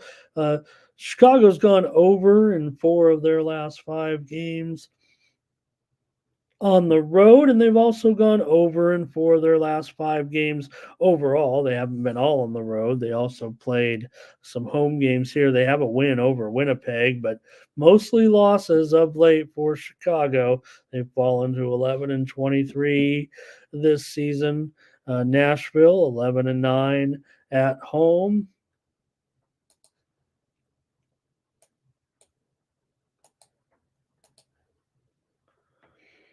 All right. Looks like you guys are running out of fuel here in the hockey department, so I'll pick it up maybe from here. This is already the 3rd meeting of the season between these two teams. Nashville's won them both so far. They won 4-2 at home to get that puck line. Then they won 4-3 on the road as the Blackhawks got the puck line money.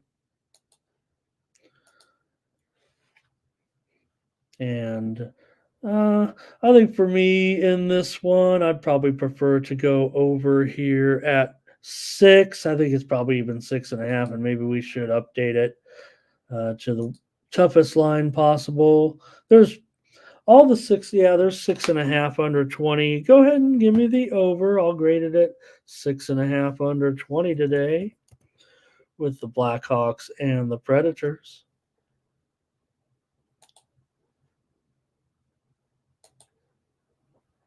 There are enough sixes out there. You can get a six, but I will still go over in this one. All right, and here is the Flames taking on the Wild with looks like Markstrom here and Fleury.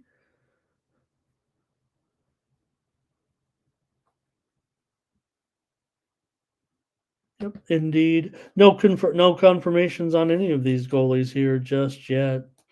So for Calgary, they're going to come in here having covered 9 of the last 11 puck lines against the Wild. I mean, this one, virtually even. Look at this.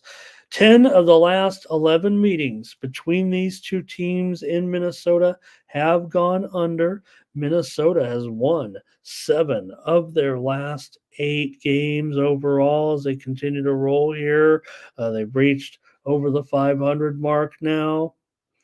With this nice run of games, staying solid at home. They're 10-5 now at home this season. Meanwhile, Calgary just 6-9 on the road. Calgary's gone over in 11 of 19 home games. These two teams have already met twice within the last 30 days. A couple of matchups that both were won by Minnesota. Minnesota won 5-2 back on December the 5th. They also won 3-2 back on December 14th. System play. Okay, maybe some comments here in the chat. Wild, let's see. That's Peasy's top play. Salty says he's on the Wild, wants to see if it's Fleury. Sounds like today. Fair enough there.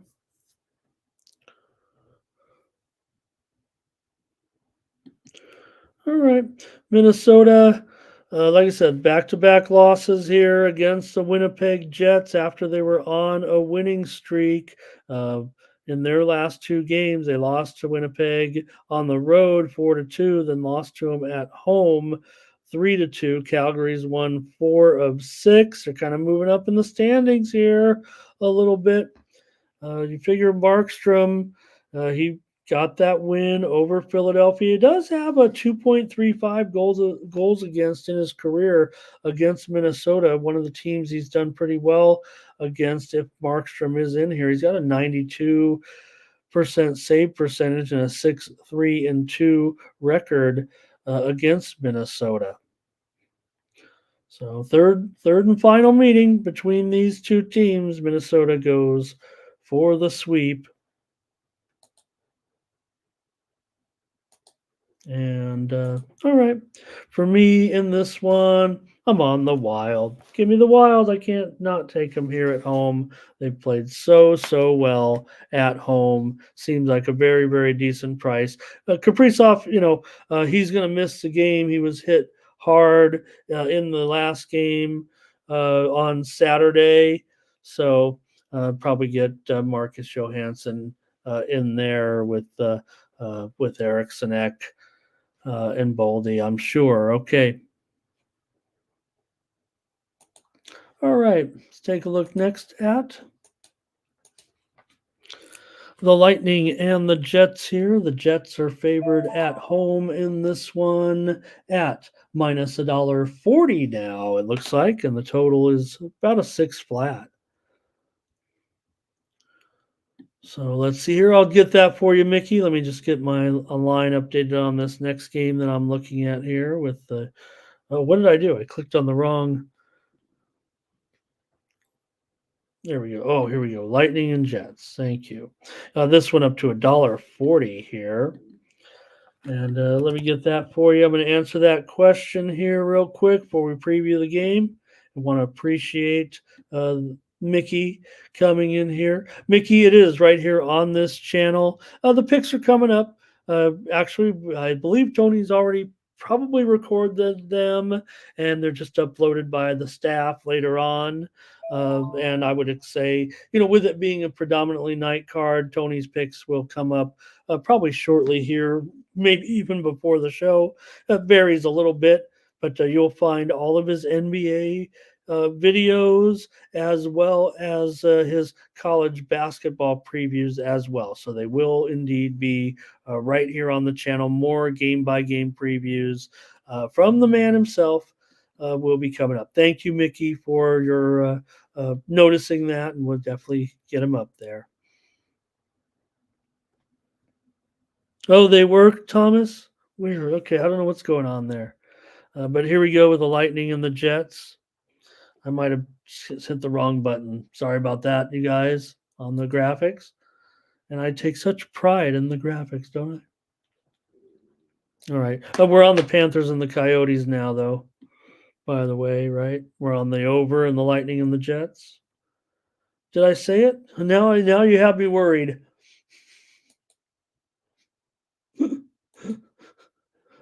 Okay. Lightning and Jets. Okay, here we go. I don't think we did it.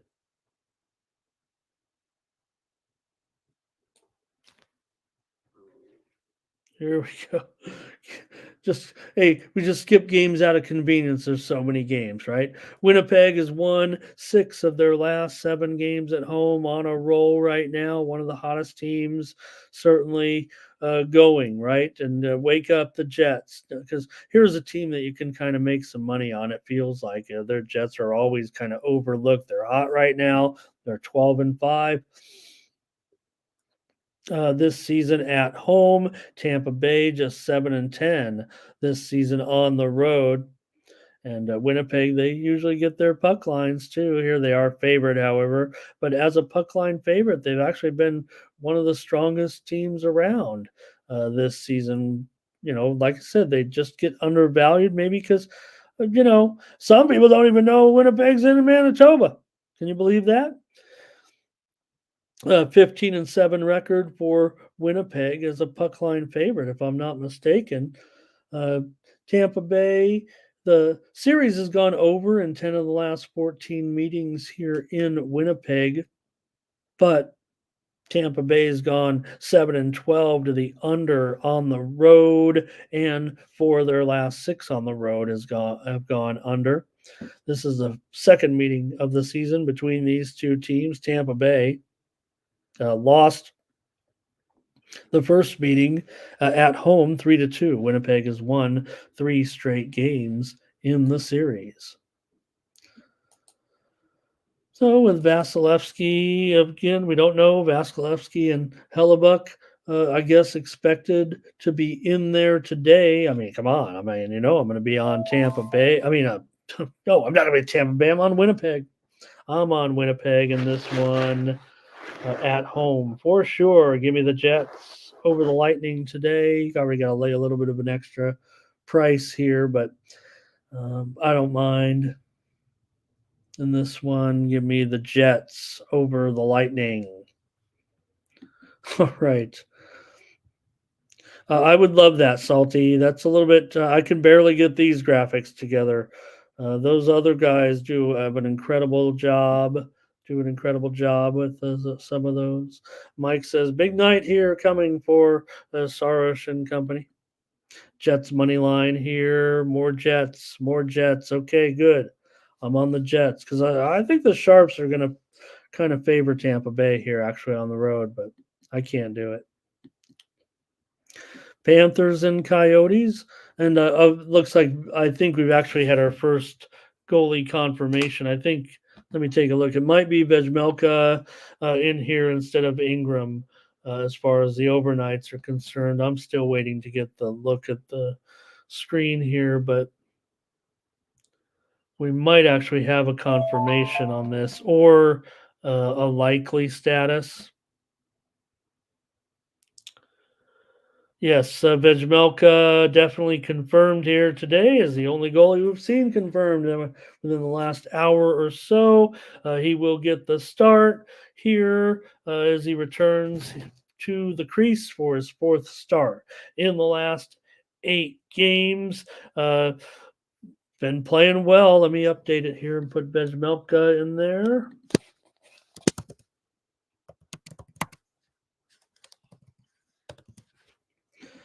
Today, yeah, the Panthers are going to be favored here, certainly on the road, but 94% save percentage in his last 100 shots and won the last 4 games right now. So things have been going real good with Vejmelka in the crease. And why wouldn't I want to get on Arizona? They've won 8 of their last 9 games at home. They're an underdog here. They took the widely reported steam. They've won 6 of their last 7 overall as well. They've even snuck in a road win, I think, here of late. Florida's gone under in 8 of their last 9 games, including 5 straight unders on the road, some scoring issues, trying to play good defense. But right now, Florida 6-13 to the under on the road, and Arizona, while they are 13-8 to the over as an underdog, they're just 9-8 to the over at home. Panthers good. I mean, no doubt about it. I mean, they're 22-12. Arizona, though, that was 19 wins. Also, they've been, they've been our moneymaker. They've been a moneymaker so far, no doubt, a big time moneymaker. That's been part of the situation here, with Arizona. They're probably going to be hot again, I would imagine. Look, they're already up nearly 6 units at home so far this season. Florida, yeah, they're a little bit profitable, but they're down 1.5 units on the road. And here Mike says he wants the Panthers in this one. All right. Darn. I was trying to talk up Arizona again. I want to keep coming in on Arizona time and time again. What is the puck line? Probably is too high for me to want to just give them to me on the money line. I'm going to take Arizona here tonight. Like I said, they took the steam. I'll take them. Take Arizona here take an underdog tonight at home. Johnny says take him in the first period. Next up for me is the Flyers on the road here against the Oilers. In a good one. Flyers playing well, Oilers playing well. So, good matchup here in Edmonton tonight. Edmonton has won 5 straight games currently. Philadelphia has looked pretty strong on the road. They've covered the puck line in 5 straight games on the road. They've also gone 5-1 against the puck line in their last 6 games. Edmonton's covered the puck line, though, in 5 straight. So both these teams just having good success right now as they battle out this one in Edmonton. And the Oilers closed out 2023 real hot. They come in here, when you're winning on the road, that's pretty strong. And their hot streak, talking about the Oilers, remember they were 2-9-1 at one point. And now they're right behind Arizona, back in the chase here for the playoffs. You figure they'll probably pass them up eventually and get into position here. It was a rough start. So they beat the Kings in a shootout 3-2 on Saturday, then came back and crushed Anaheim 7-2 the next night. For the Oilers, they host a Flyers team that's lost 4 of their last 5 games. Despite that surge, they had a 9-game road point streak going, but lost 4-3 at Calgary on Sunday. And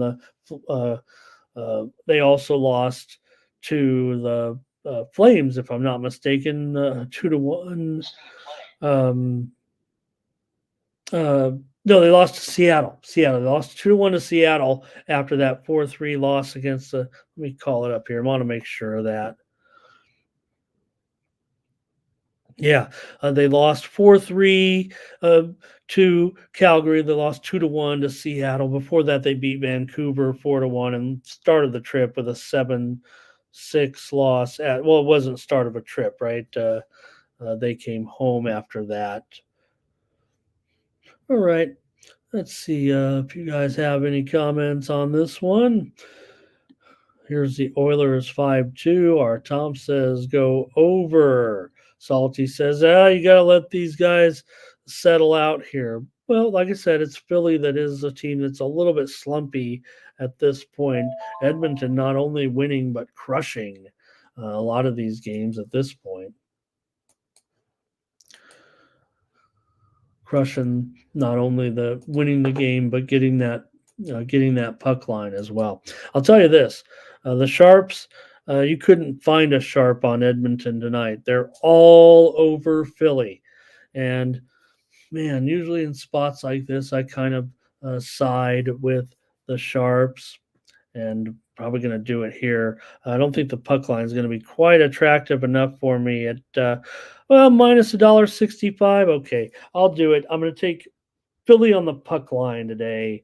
They took the widely reported steam. Here's Fernando on the Oilers. Everybody's on the Oilers here. I'm on Philly in this one, you guys.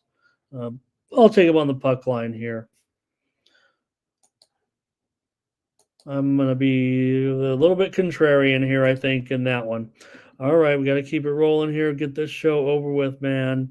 2 hours with me here today. Thank you so much, everybody. Here's the Islanders taking on the Avalanche tonight, with the Avalanche obviously a pretty big favorite here, $1.60 or so, and the total is currently 6.5 under minus 120.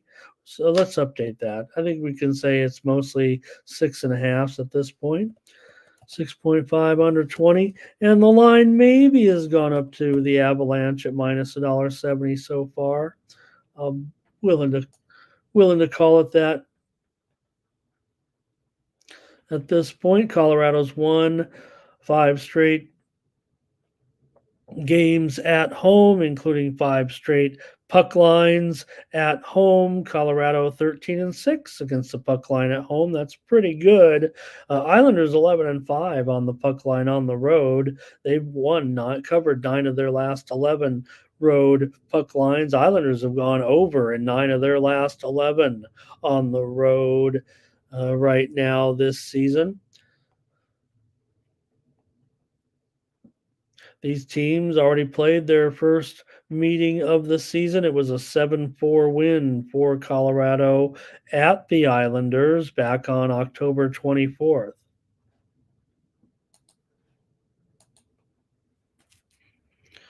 All right, and let's see here in this one. I'm showing maybe the Sharps on the Islanders and the over. Nothing too solid yet. Doesn't necessarily look like here, but I'll probably want to grab. Let's see, the Islanders on the puck line, minus $1.65. Could I do it here? And possibly, I don't know. I want to, but just give me the Avalanche here on the money line. Just a little bit disturbing, though, for me on some of these Islanders games of late. The loss at Pittsburgh, 3-1 the other night. Yeah, they were able to beat Washington at home, but before that, lost to Pittsburgh 7-0. They've lost to Washington recently. I'm going to take the Avalanche on the money line tonight. Give me a favorite.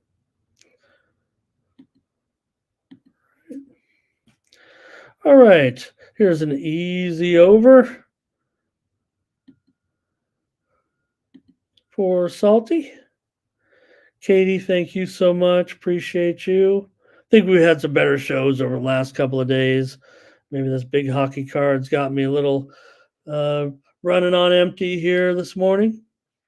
But let's get these last few out with the Senators taking on the Canucks tonight. And you have we're just about giving the line, giving the moves a little bit, and throw in some picks. It's about you guys here. The Canucks, they've won 5 of their last 6 games at home, and they've covered the puck line in 5 of their last 6 games at home. They're up to $1.50 or so here now, it looks like, tonight. And the total has moved to 6.5 over 30. So continues to go up here a little bit with the Senators and the Canucks. Total's gone over in 4 of Ottawa's last 5 games on the road. Total's also gone over in 5 of the last 6 meetings between these two teams. Ottawa comes in with 14 wins this season. Of course, been a strong season for Vancouver and Demko with 23 wins so far this season.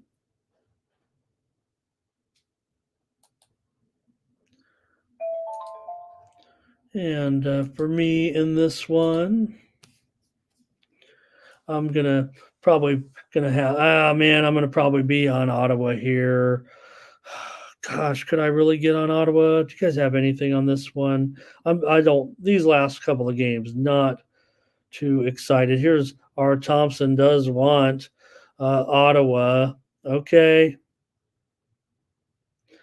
And Salty says it is a better price this morning.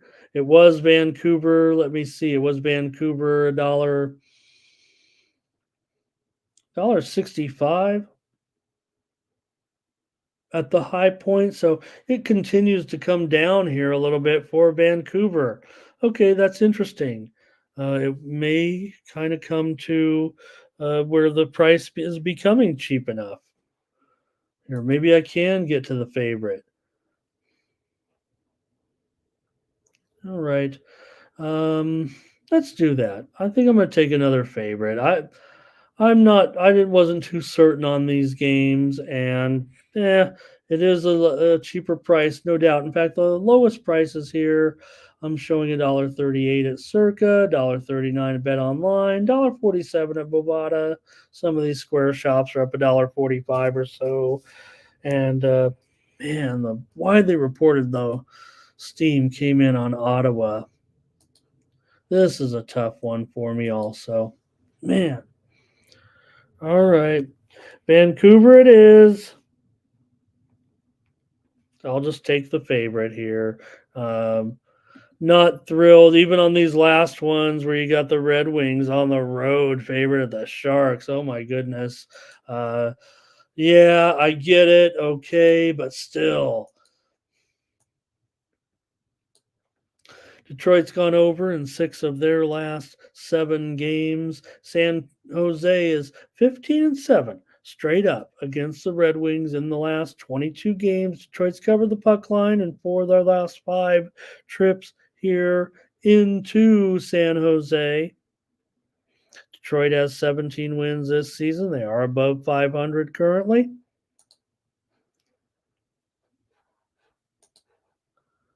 And I'm probably just going to look to the over here with these two teams right now, mostly based on Detroit. I mean, they're 11-5 to the over on the road, and 8-4 to the over as a favorite. Now, San Jose has been a pretty big under for sure. They're 14-23 to the under this season, but they've started to have a few more over results of late. Now 3 straight unders, I know, but the game against Vancouver at 11 goals, they're just not scoring, but sometimes they're not scoring on the road. At home, sometimes they can get the goals necessary to get the game over the total.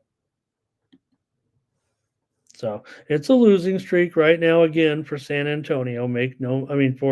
For San Jose, make no mistake. Detroit has lost 3 of their last 4 games as well. Give me the over tonight with Detroit and San Jose. One more, it's my Kings. I don't feel like it's a great situation here for the Kings tonight at home, despite how well things are going currently for LA. Kings have won 6 of the last 8 meetings at home against Toronto. Kings have gone under in 19 of their last 25 games overall. Total gone over in 5 of the last 6 games for Toronto on the road. 8 of the last 11 meetings here in LA between these two teams have gone under.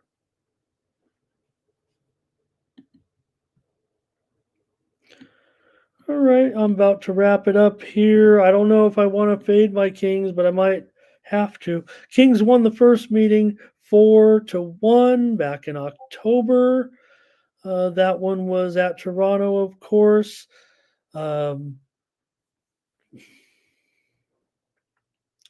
Toronto right now 17-10 currently, and 8-3 on the road. So pretty good numbers. I mean, Kings obviously are very, very strong, but Kings playing a bunch of unders here of late. They've gone under in 3 straight games, 3-2 loss to Edmonton, 3-2 loss to BGK. So this is probably the toughest little stretch right now that the Kings have been on. So they're going to have to try to basically, I think they've lost 2 in a row twice in December. That's considered like a slump, I think, for this team. They lost to that game 3-2 to the Golden Knights. The loss to Edmonton was in a shootout. But the Kings, they've only had one other 3-game losing streak. It was back last month, second week of last month.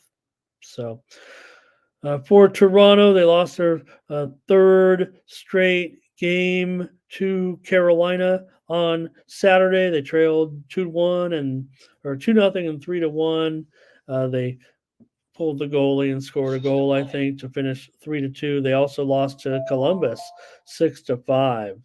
So not the best stretch necessarily here on the road for Toronto, but I'm probably going to end up on them here. In fact, give me a double play. Toronto in the under. I'll have one double play. I'm going to come up with a name for those. A double play, I guess. And I'll take Toronto in the under tonight. Ray's going to go over, just as I said, the under. Mike's on the Leafs. Art Thompson's on the Leafs. Thanks a lot, you guys. Appreciate you. Everybody here for a long show. Appreciate it. But thank you very much for joining me here on the Morning Steam, and I'll be back tomorrow at 9 a.m. Eastern, 6 a.m. Pacific with more Morning Steam. We'll take a look at the card at that time. Thanks a lot, everybody, for joining me. Head on over to Tony'sPicks.com and use promo code TonyT at checkout. Save 20% off all premium pick packages, including mine here on Tuesday in those major sports. Just click on the All Cappers tab. That's where you'll find the handicapper of your choice. You get signed up. Head on over to Tony'sPicks.com. Check out those handicapper leaderboards and plays from our crew today. Use that promo code TonyT at checkout. Save 20%. For Tony'sPicks.com, I'm Ramon Scott.